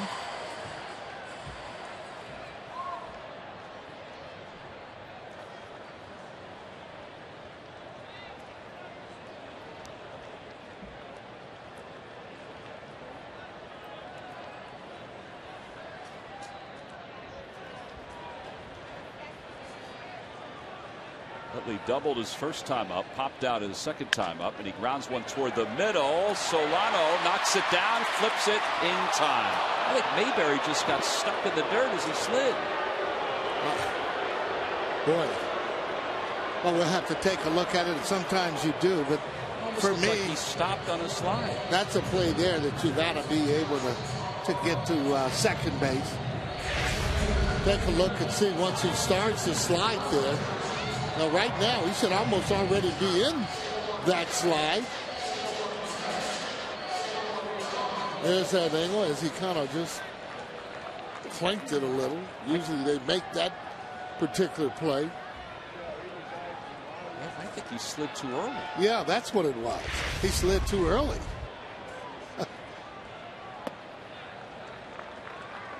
I couldn't imagine that he was out, but I think he slid too early. Yeah, well, the only way you pick up a little more speed is if you're on one of those slip and slides, you end up getting there. But right there, that was, you got to slide a little bit closer to that bag. Want to know the count to Howard. And he fouls it at the plate, 1-1.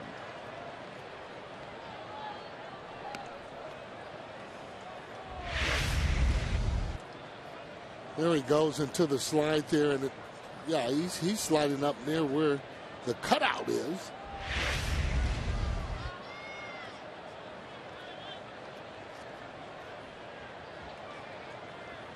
Wow.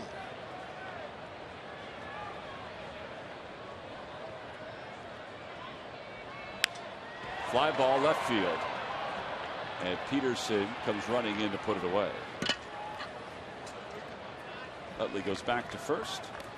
2 outs here in the 6th. Here comes Ty Wigginton against the lefty Jennings.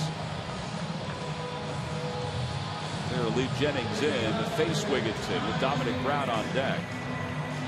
And 2 away here in the home 6th. Yeah, they might change it if he was in actually scoring position. Maybe change pitchers.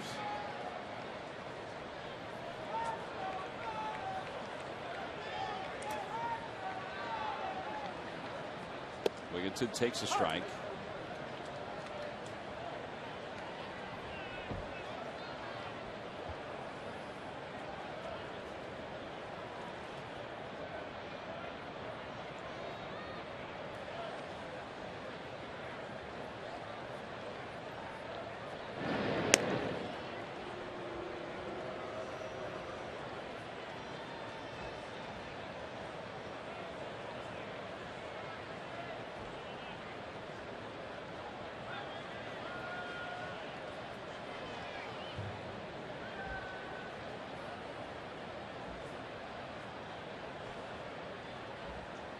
Wigginton slams it to straightaway center. On the run is Ruggiano, and he's out there. And he makes the catch a step from the track. No runs, 1 hit, 1 man left. Sarge, we'll see you later. I know you're heading over to that football chat to discuss the interceptions of Michael Vick. We'll be back with Wheels in the 7th.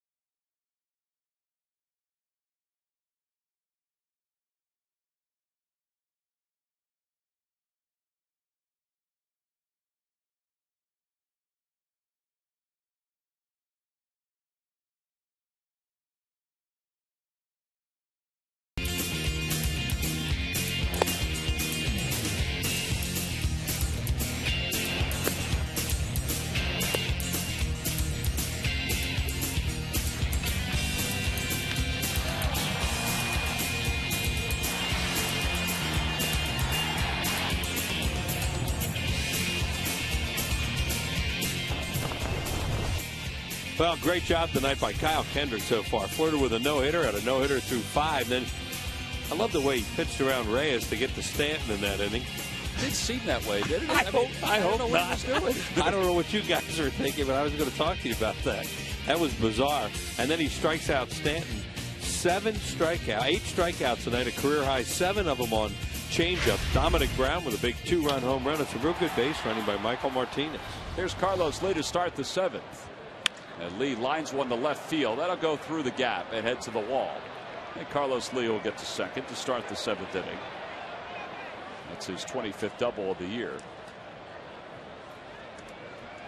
Only the 2nd hit allowed by Kendrick.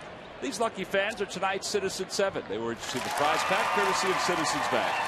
Citizens Bank with the most 7-day branches in the Philadelphia area. To find a branch near you, visit citizensbank.com. Yeah, I don't think he was pitching around Reyes, but it did seem like it was bizarre because he walked back to the mound after ball 3 and he just started shaking his head. Yeah. Especially when you're winning 3-0. Most that Reyes can do is tie it. Stanton, they can put you behind. But it all worked out. Bullpen's up again for the Phillies here in the 7th. And Greg Dobbs, who's 0 for 2, is the hitter. Dobbs cues one foul. Lindblom and Diekman are up throwing in the bullpen for the Phillies.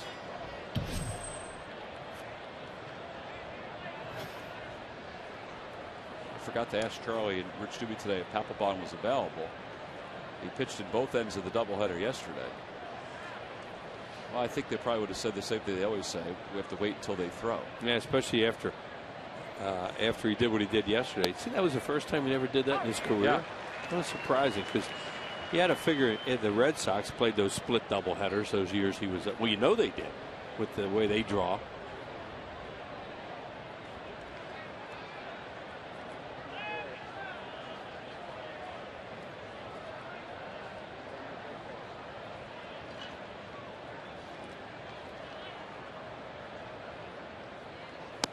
Tried to go back inside with the sinker, and it was a little too far inside. 1-2 the count to Dobbs. Think about how effective the changeup has been tonight. 7 of the 8 strikeouts on changeups, including that big one on Stanton last inning.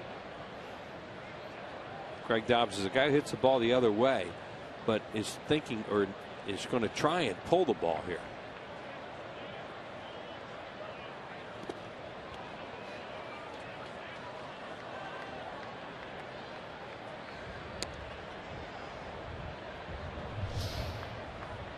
Pitches now for Kendrick.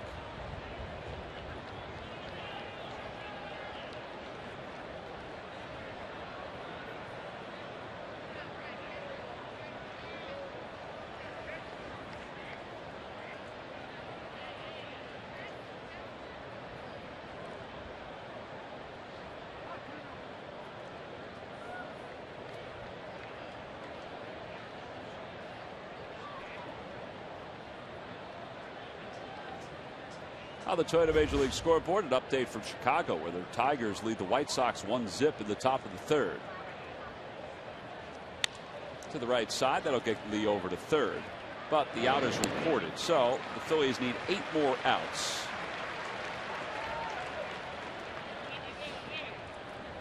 Solano is due up. Now the Central has the Tigers down by 2 behind the White Sox. You gotta give the White Sox credit because they've teetered a little bit. And all of a sudden they built it to a 2-run lead over Detroit. It seems like they're facing each other every week. Yeah, it does. It does seem like they've been playing each other a lot.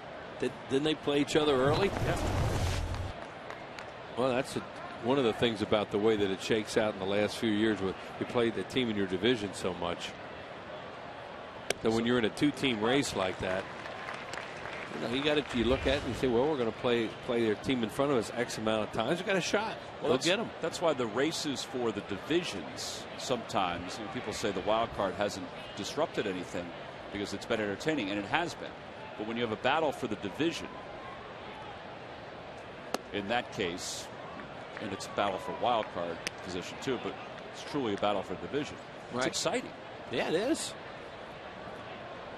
Here's the situation now with Kendrick with the infield back and give up a run here, 3-1 in the 7th inning. You don't want to get too cute here and walk a guy. Fly ball to right field. Lee will tag. Brown is under it. He can let loose on this throw. Lee heading to the plate. The throw to the plate is offline.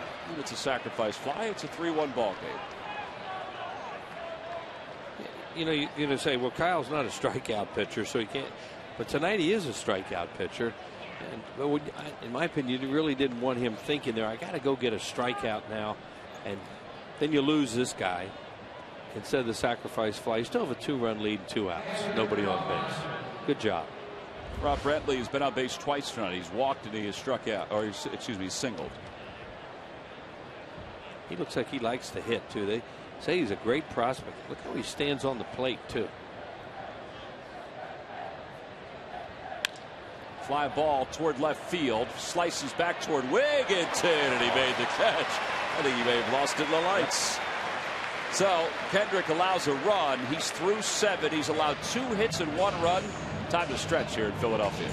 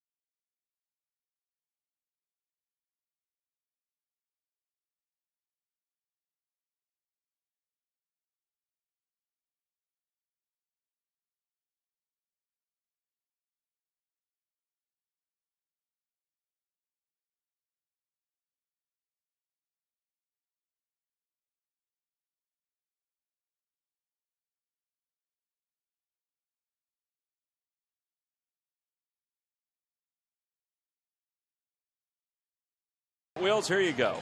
Giancarlo Stanton was the 76th pick of the 2007 Major League Baseball draft. Who did Seattle take 11th overall? So you're saying John DeSangro is weaving a tale, so I have to try and follow along, right? Yes, he is. So it would mean probably that there's some Phillies connection involved. Excellent thought on your part. So you try to think who would be a #1 pick of Seattle around the same time as Giancarlo Stanton. Log back on to Phillies.com to find out if you're the winner of a Phillies prize. Would that be following along, maybe? Yes. Could it be the big boy in the Phillies bullpen? It could be. Omar. Philippe Omar. Nice going, John. Way to go low on those wheels as we weave a towel. No, I love to hear weaved tales. That was very good. Nothing like a good yarn. As they said in the old West, didn't they? A lot of times they did. A lot of times with these questions, if it's about one team, the answer could be about the other team or somebody on that one. True. Well, I tried to sit and think about where he may be headed on that. 3-0 the count to Dominic Brown. How about him hitting that inside fastball? That was a fastball, wasn't it? It was. He really turned on that. Wade LeBlanc has not thrown a home run ball this year to a right-handed hitter. All the homers are the left-handed hitters, which is kind of strange.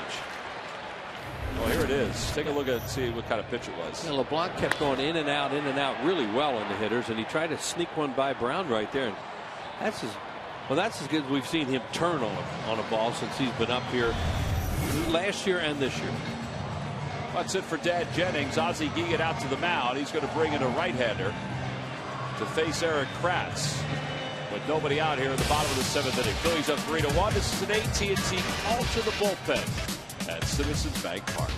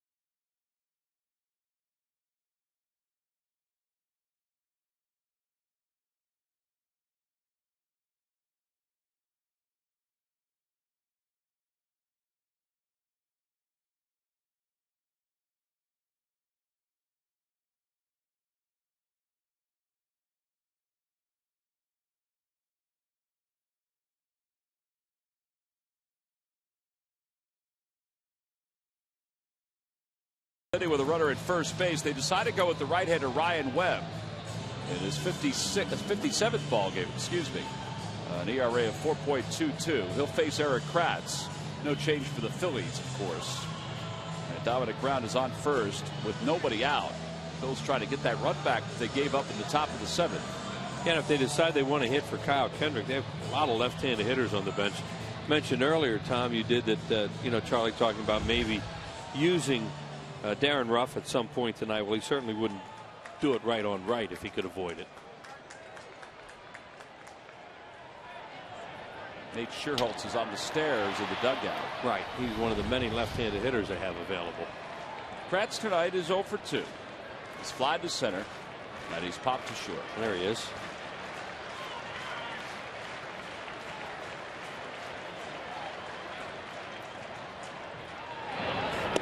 Way inside, it's 1-0. Ryan Webb's going to come sinker slider for the most part. Pretty hard thrower, heavy fastball.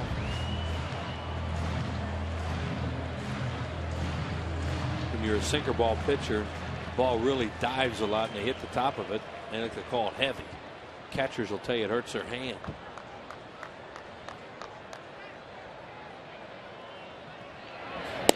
Outside with that heavy sinker, it's 2-0.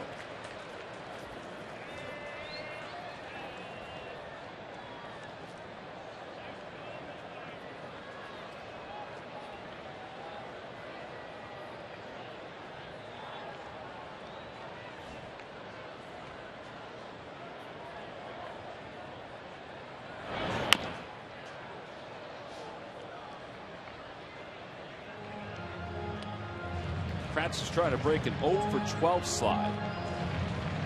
His average is at 265 with 9 home runs and 24 runs batted in.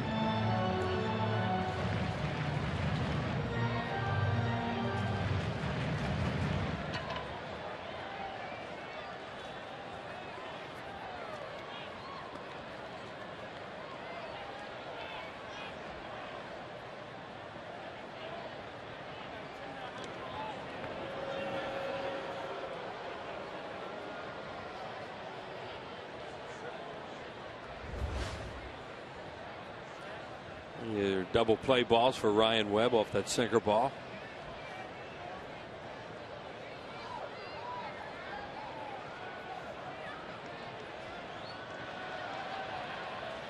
In the air to left field. Going back on it is Peterson. Back to the track, to the wall, and it stays in the yard. Dominic Brown will go back to first. Wind knocked that down. It did. It sounded good off the bat. But once it went up in the air, you look up at the flags and you realize it's not a sure thing. Boy, during the summer, that is deep into the seats in left center field. That is way out. Made a mistake with a high sinker. You see Ryan Webb, he didn't want to look because he knew that he had crushed that thing, and the wind just kept knocking it down right there at the back of the warning track. But Kratz can know he's in a little bit of an O for right now, but he just slammed one. Michael Martinez, the batter, with 1 out. Martinez fouls it away. Martinez, big part of this ball game.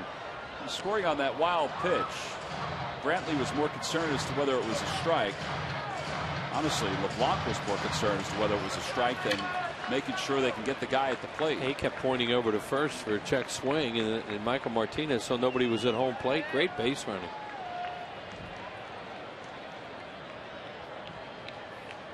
What's your replay show? Did he swing at it?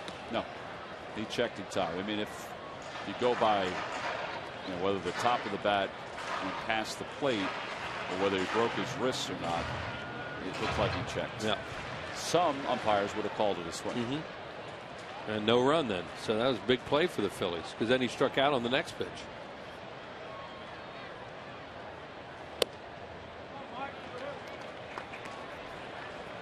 There you go, Will. What do you think? I say no. Yeah. No. But boy, that's close. There's a lot of intent involved there. Just a lot of it about the bat head where it winds up. Runner goes. Ball is sliced down the left field line and out of play. And a little hit and run there on a 2-1 count.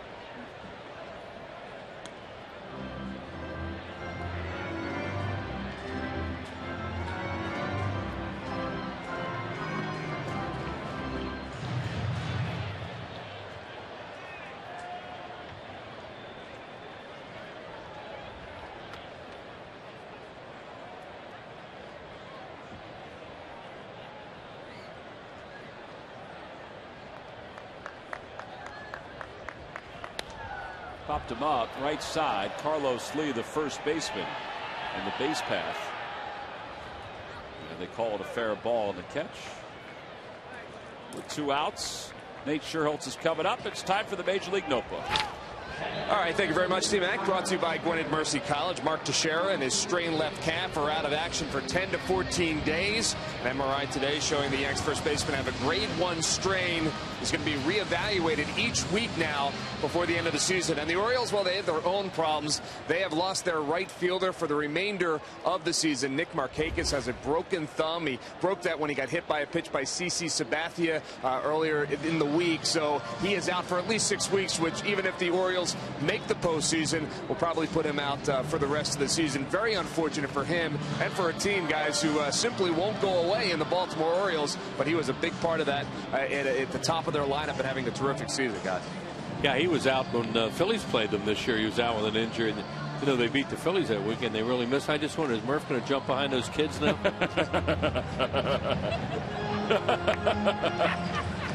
I'm not going to jump behind him. That was funny to watch, Murph. I enjoyed that.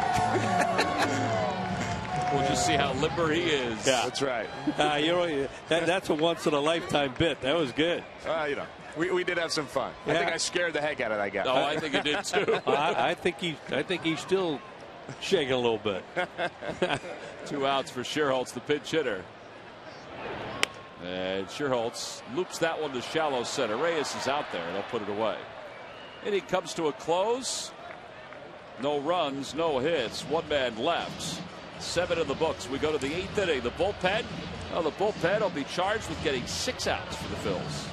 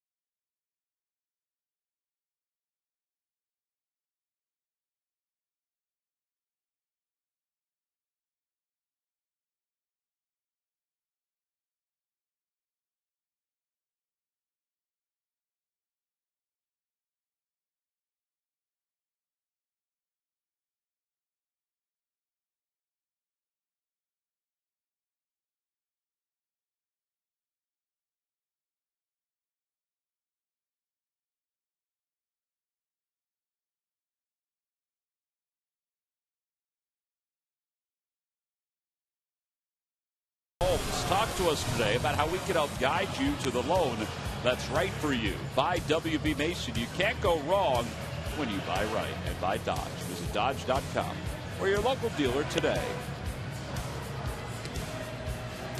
Changes for the Phillies. Nate Scherholtz stays in the ballgame to play right field for the Phillies. And Dominic Brown goes from right field over to left field. And into the bullpen the Phillies go. Justin DeFreitas is the first one out of the pen. 4th ball game for DeFreitas. He'll face Austin Kurtz, a pinch hitter for the Miami Marlins. Talked to Justin today. He is such a good guy and has a great personality. And I was discussing the radar game last night. And we were talking about how, you know, some of the guys that came out of the pen were really firing. B.J. Rosenberg was hitting 98. Justin was hitting 94. And they were joking around about it.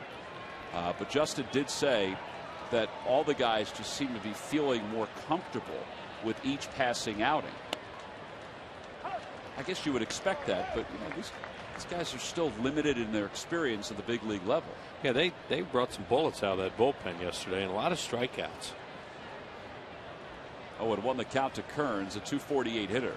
Kearns didn't like that pitch. He thought it was outside. Oh, look out. Lost his bat. Fortunately, it just went in front of the photographer. Didn't go into the stands. Dave looks like he's okay. Everybody looks fine down there. Yeah, it comes incoming. He really got fooled on that. And it stayed low enough to hit the screen down there. Oof. That would have been a tough lens to break. 0-2 the count. Stairs with a fastball, 1-2. Kind of team, for whatever reason they're doing it, have 4 extra men in September. Right, they've already used 2. A lot of pitchers. And 1 catcher. Yeah, but 4 extra men, right? And one of them a catcher. Yeah. That's very strange.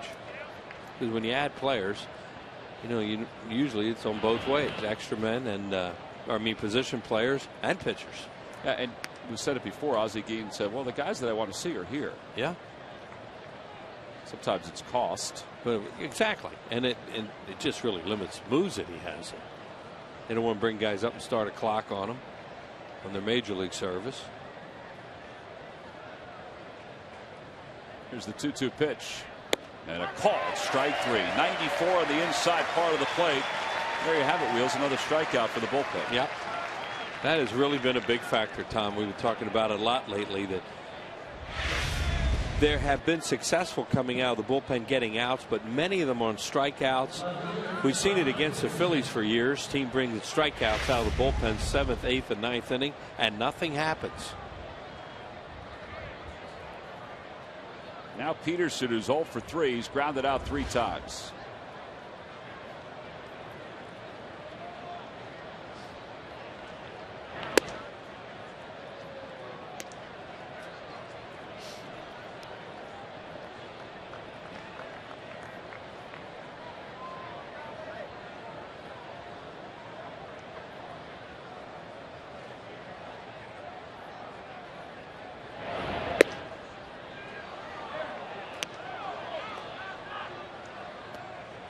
I said to Justin today, I said, you got to get a different number. I said 79. He goes, I said, you were 37 last year. He goes, no, I chose this one again. Nobody's going to take it. 2-0 the count. And it's 3-0. Saw that note on the Phillies bullpen and what they've been able to accomplish on this homestand. Ruggiano's on deck. It's a 3-1 Phillies lead.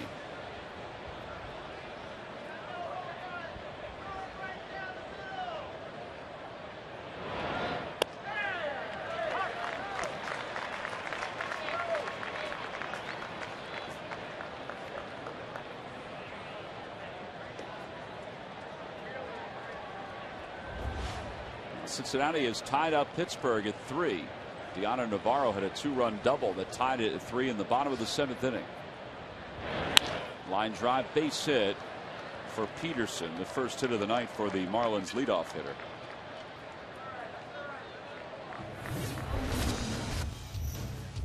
This game 2 last night. There is Justin DeFreitas coming in, getting a strikeout on a fastball. B.J. Rosenberg really had a good fastball last night. He got a couple strikeouts in his outing. Here comes Almond. He's been tremendous. High fastball for a strikeout. And Papelbon, who's always gotten a lot of strikeouts in his career, he gets a couple more. Well, the Phillies put that one away and won the doubleheader. Well, here's Ruggiano now with a runner at first. And a slider for strike 1. It's 0-1. Ruggiano has struck out 3 times tonight. Boy, a ground ball would look awfully good right now.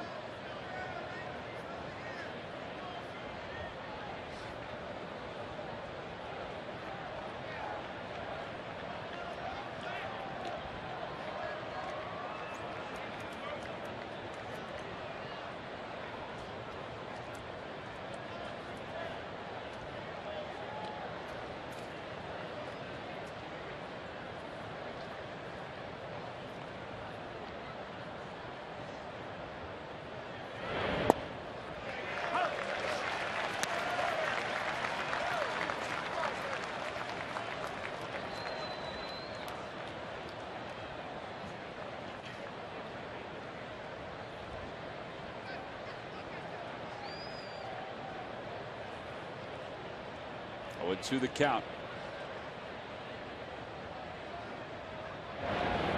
And a call. called. Strike three. 94 on the black. 2 outs. Well, 4 times tonight, Ruggiano's gone down on strikes. Yeah, he thought that pitch was high. Bit of a strange zone tonight. But Phillies will take this. Now, if this is on your guy, you're going to think it's high. Yeah, you know, it's not high, but in today's game, it's high. It's above the belt. Well, Charlie Manuel's heading out to the mound, and that's going to be it for Justin DeFreitas. So he's going to move Reyes around to the right side of the plate. At least it seems that way. Reyes has 3 home runs right-handed and 8 left-handed. So Diekman's coming in. DeFreitas will get a nice round of applause.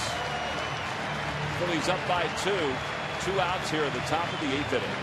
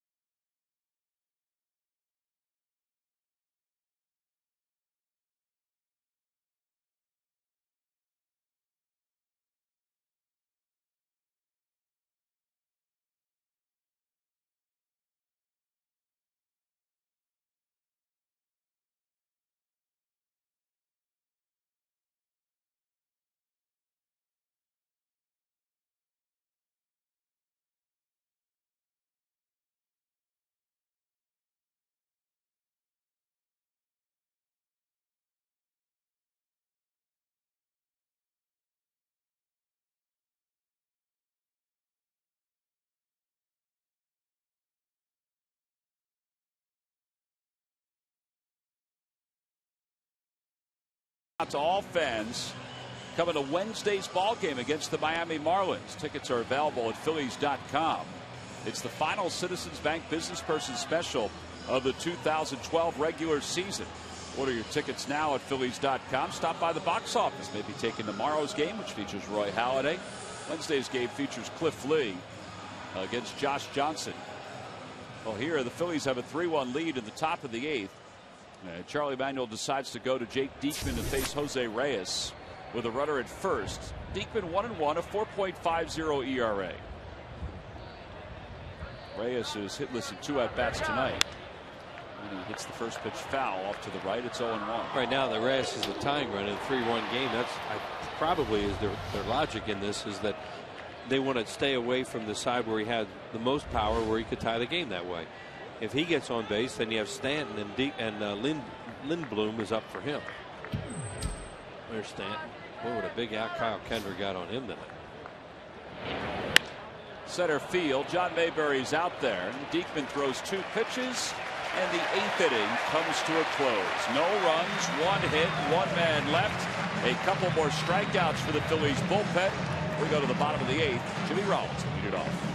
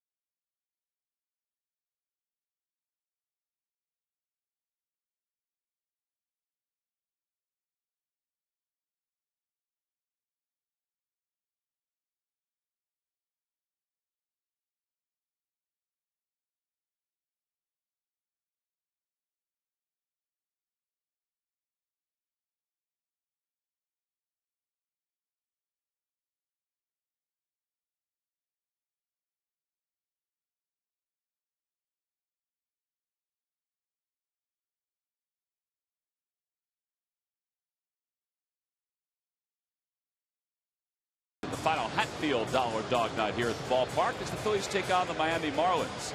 Now, obviously, Roy Halladay is pitching for the Phils, and that enough would get you out to the yard. But if you're sort of teetering a little bit, well, the fact that it's Dollar Dog Night would certainly help in your decision. Head to Phillies.com to purchase tickets now for the Phils and the Marlins. Tomorrow, 7:05 first pitch will be on the air at 7 o'clock. Bottom of the 8th inning, Phillies leading it 3-1 over the Miami Marlins. Mike Dunn is the new pitcher for the Fish. 0-2 with a 3.96 ERA. And he's on to face the top of the order. Rollins, Mayberry, and Utley for the Phillies.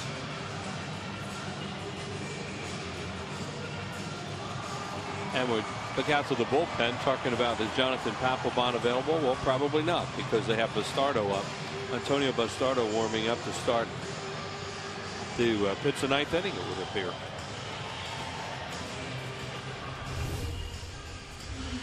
Time for our Liberty Mutual defensive plays in a game, Wheels. Well, 2 more strikeouts. Justin DeFreitas gets one there, and here he gets one on this high fastball to Ruggiano.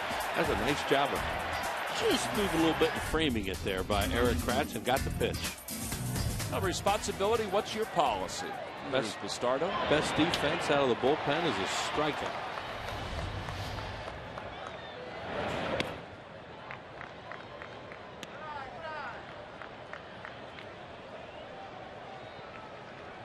Rollins 1 for 3 tonight. Numbers against Dunn for his career.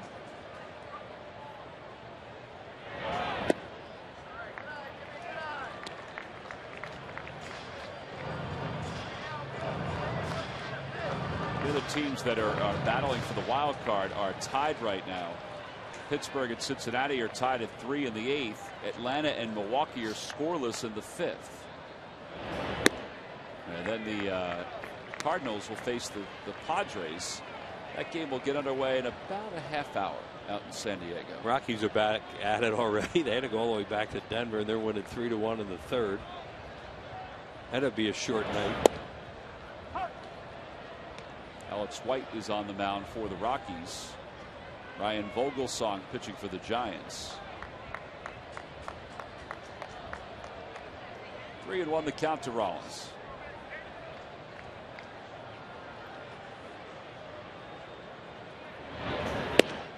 And 2.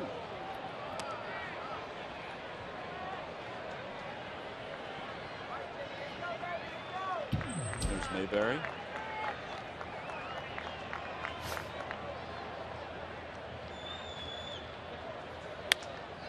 Little floater to the right field. Stanton will make the catch.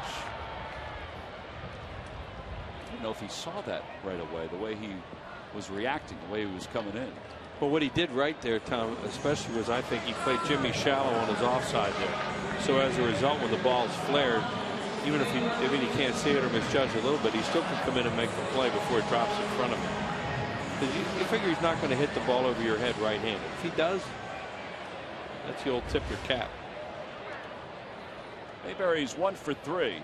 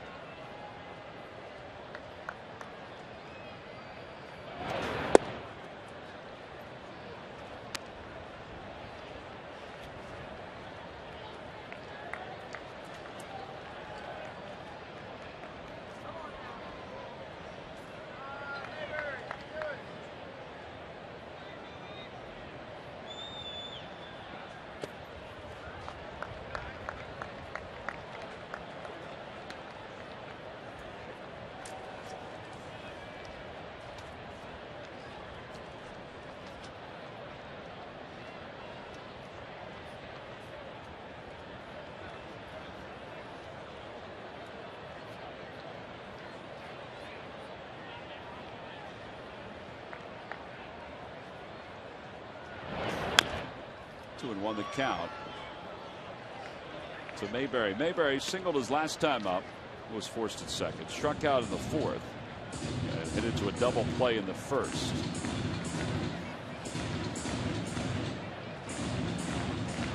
Tomorrow he might drop back down to the 5 hole with a right-hander on the mound. He might put Pierre back in left field. Although, you know what? He could give Shearholtz a start and put Brown in left field. I was talking to Juan today, you know, about the passing Maury Wills. You know, we've been talking a lot about that. And I said, you know, next up on your list is Dummy Hoy. And he said, now who's that? When did he play? I said, you know what? I didn't look. I have to look and see. He goes, you know what? I'm going to look today. That ball is hit well. Deep to left field. Going back on it is Peterson. Wow. He's got a play on it. And there are 2 outs. Well, you want to get guys out tonight, throw long fly balls to left and left center. This ballpark, which can play small on hot nights, is playing really big tonight in that area. 2 outs for Chase Utley, and it's time now to take a look at our Kia minor league players of the week. Michael Franco from the Lakewood Blue Claws at 556 to wrap things up with 3 doubles and 6 runs scored. And Kyle Simon helped the R-Phils get to the postseason. 7 innings, 2 hits, 8 strikeouts in 3 games. So guys had pretty good years in the minor league system. This will be really interesting to see who they protect during the offseason, who comes to camp next year on the 40-man, who the non-roster players will be. Be very interesting spring training because there's some talent out there, and they're going to have some tough decisions on protecting guys. 0-1 the count to Utley with the lefty on the mound, and Utley pulls it to the right side. Solano throws him out. It's a 1-2-3 8th inning for Mike Dunn. So to the 9th we go. It looks like it's going to be Antonio Bastardo's inning to begin. Phillies lead it 3-1.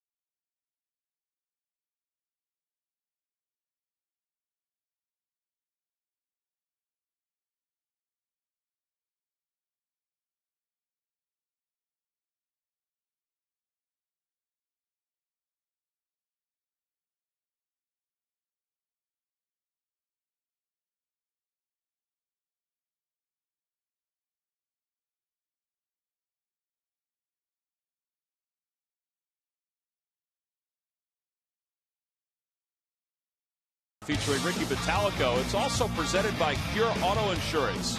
Ricky will break down this outing by Kyle Kendrick, who allowed 2 hits in 7 innings and just 1 run. Another outstanding performance by Kendrick. Again, it's the Phillies postgame show. Postgame live, presented by Cure Auto Insurance. Coming up right after this ball game. We go to the top of the 9th inning. The Phillies trying to finish off the Marlins, take game 1 of this series, take their 4th straight at home, their 5th straight overall. And they'll turn it over to Antonio Bastardo, who is going to try to close this one out for the Phillies. He'll start things. Bastardo 2-4, 4.67 earned run average. Last save was July of 2011 against the Padres. He's pitched better lately. There's no question about that. Like a lot of the other relief pitchers, he's gotten a lot more strikeouts. Really been dominating left-handed hitters. He's going to go against 2 pretty tough right-handed hitters right out of the chute here with power. Lee and Stanton. Stanton swings at the first pitch, and he hits a foul ball behind home plate. It's the upper deck. Strong guys do that. Carlos Lee right there. Notice the way the wind's knocking the ball down to left and left center, but Stanton and Lee, they can hit it through any wind.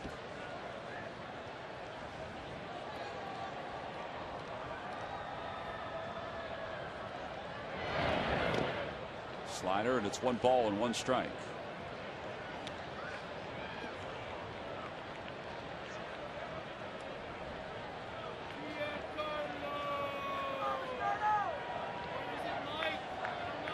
Howard off the line at first. Martinez toward the line at third. Rollins is a step or 2 over toward the hole, too, at short. Popped up. Howard, the wind's going to blow that one right into the seats. Right into the seats. Like a spring training game, the way the wind's blowing tonight.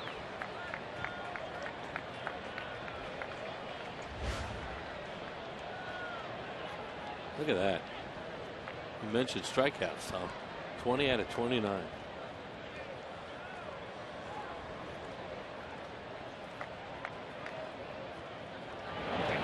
Got another one. Oh. Now Kratz has to go get it. Stanton's heading to first, and Kratz doesn't have a play. That's a strikeout and a wild pitch. Yeah, breaking ball they went with at that time, and Stanton takes a wild swing at it, and it turns out it works out for them.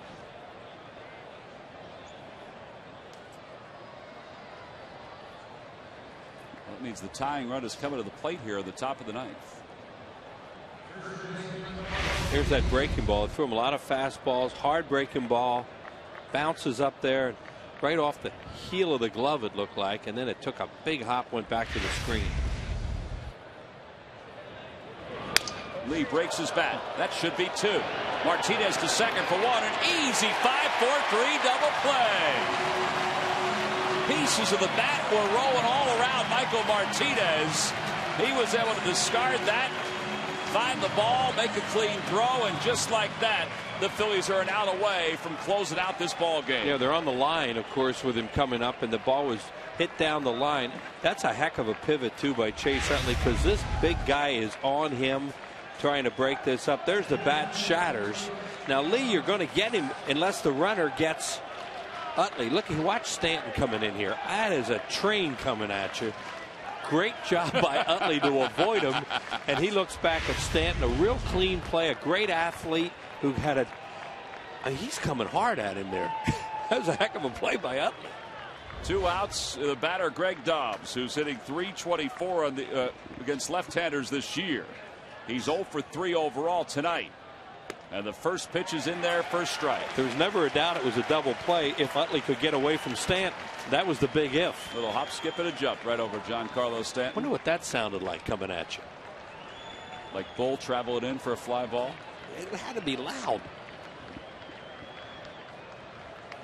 Kyle Kendrick started. He went the first 7. He allowed a run on 2 hits. Then DeFreitas and Diekman pitched the 8th inning. And now Bastardo here in the 9th, trying for his first save since the 2011. Here it comes again. Look at this big guy coming at Chase Utley, and he gets down. Just got it off before the contact. Good job by both of them. That's a good baseball play right there. Fun to watch.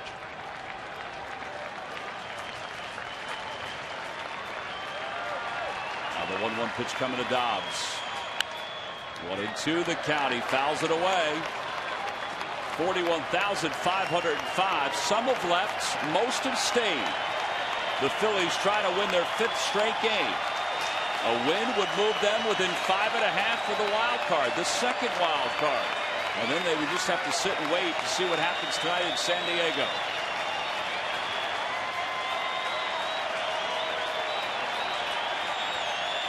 Here comes the 1-2 pitch to Dobbs. Swing and a miss. He got him. And the Phillies have won 5 consecutive ball games. They win it 3-1 over the Marlins. They've taken the first 4 of this homestand. And Antonio Bastardo earns his first save since July of last year. What a night here at the ballpark. They're now within 1 game of the 500 mark, and Wills, take a look at this. 5.5 out now in the National League wild card. Who would have thought? Who'd have thunk it? Who would have thought? Dominic Brown's 2-run home run turns out to be enough, and Antonio Bastardo is finding his confidence again out on the mound. 3-1 the final score. The Phils have taken the first 4 games on this homestand. They've moved to within a game of 500. Things are getting a little exciting again here in the month of September. Here's our W.B. Mason delivery of the game. It was the home run that gave the Phils the lead for good. Phil is really picking it up here at home. Dominic Brown, a big home run. And look at him spin on that thing. LeBlanc was pitching very, very well. Ty Wigginton had an outstanding at bat. Drew a walk on a 3-2 pitch. Here you see Ty scoring in front of the home run as Dominic Brown spins on one, hits it out of the ballpark. And that's our W.B. Mason delivery of the game. Heck of a job by him, and he's down there right now with our Greg Murphy. Murph? All right, thanks a lot, guys. You're here with Don Brown. We were just talking about the home run. You said you hit a fastball, and I said you really turned on that one. That had to feel good coming off the bat. Oh, yeah. It was a 3-1 pitch. I'm just trying to get something up and hit it hard, and I did. Talk a little bit about this team, and, you know, you've won every game on this homestand so far. As you guys continue to climb up the standings, it just seems like you're playing with some real renewed energy right now. Right. Playoffs getting close, man. We're trying to go out and compete and just get some W's, and we're doing it so far. We're just trying to take it one day at a time. I can tell you the fans like the sound of that talk. Cole Hamels talked about it yesterday, kind of an infusion of youth in this team that maybe, you know, put a little bit more jump into this team down the stretch. Have you seen that as well? I'm not sure, man, because I'm one of those young guys, man. I'm just trying to go out and do my part, whatever it might be on the night, and that's it. As you go back into the clubhouse and you guys, you know, talk about this game and talk about this homestand, is there any talk about where you guys are in the standings right now? Not with all the veteran guys we got, man. We just go out and, like I said, we just take it one day at a time. It's no talk in the clubhouse. We're supposed to win, and we're going out and doing that right now. Taking care of business. Don, thanks a lot. I appreciate it. Thanks, guys, back upstairs. All right, thanks, Murph. That's a good slogan right there. Just going out thinking that they're going to win and just try to win the ball game. There's the final strikeout from Antonio Bastardo. Phillies win it 3-1. We'll be back to talk more about it right after this.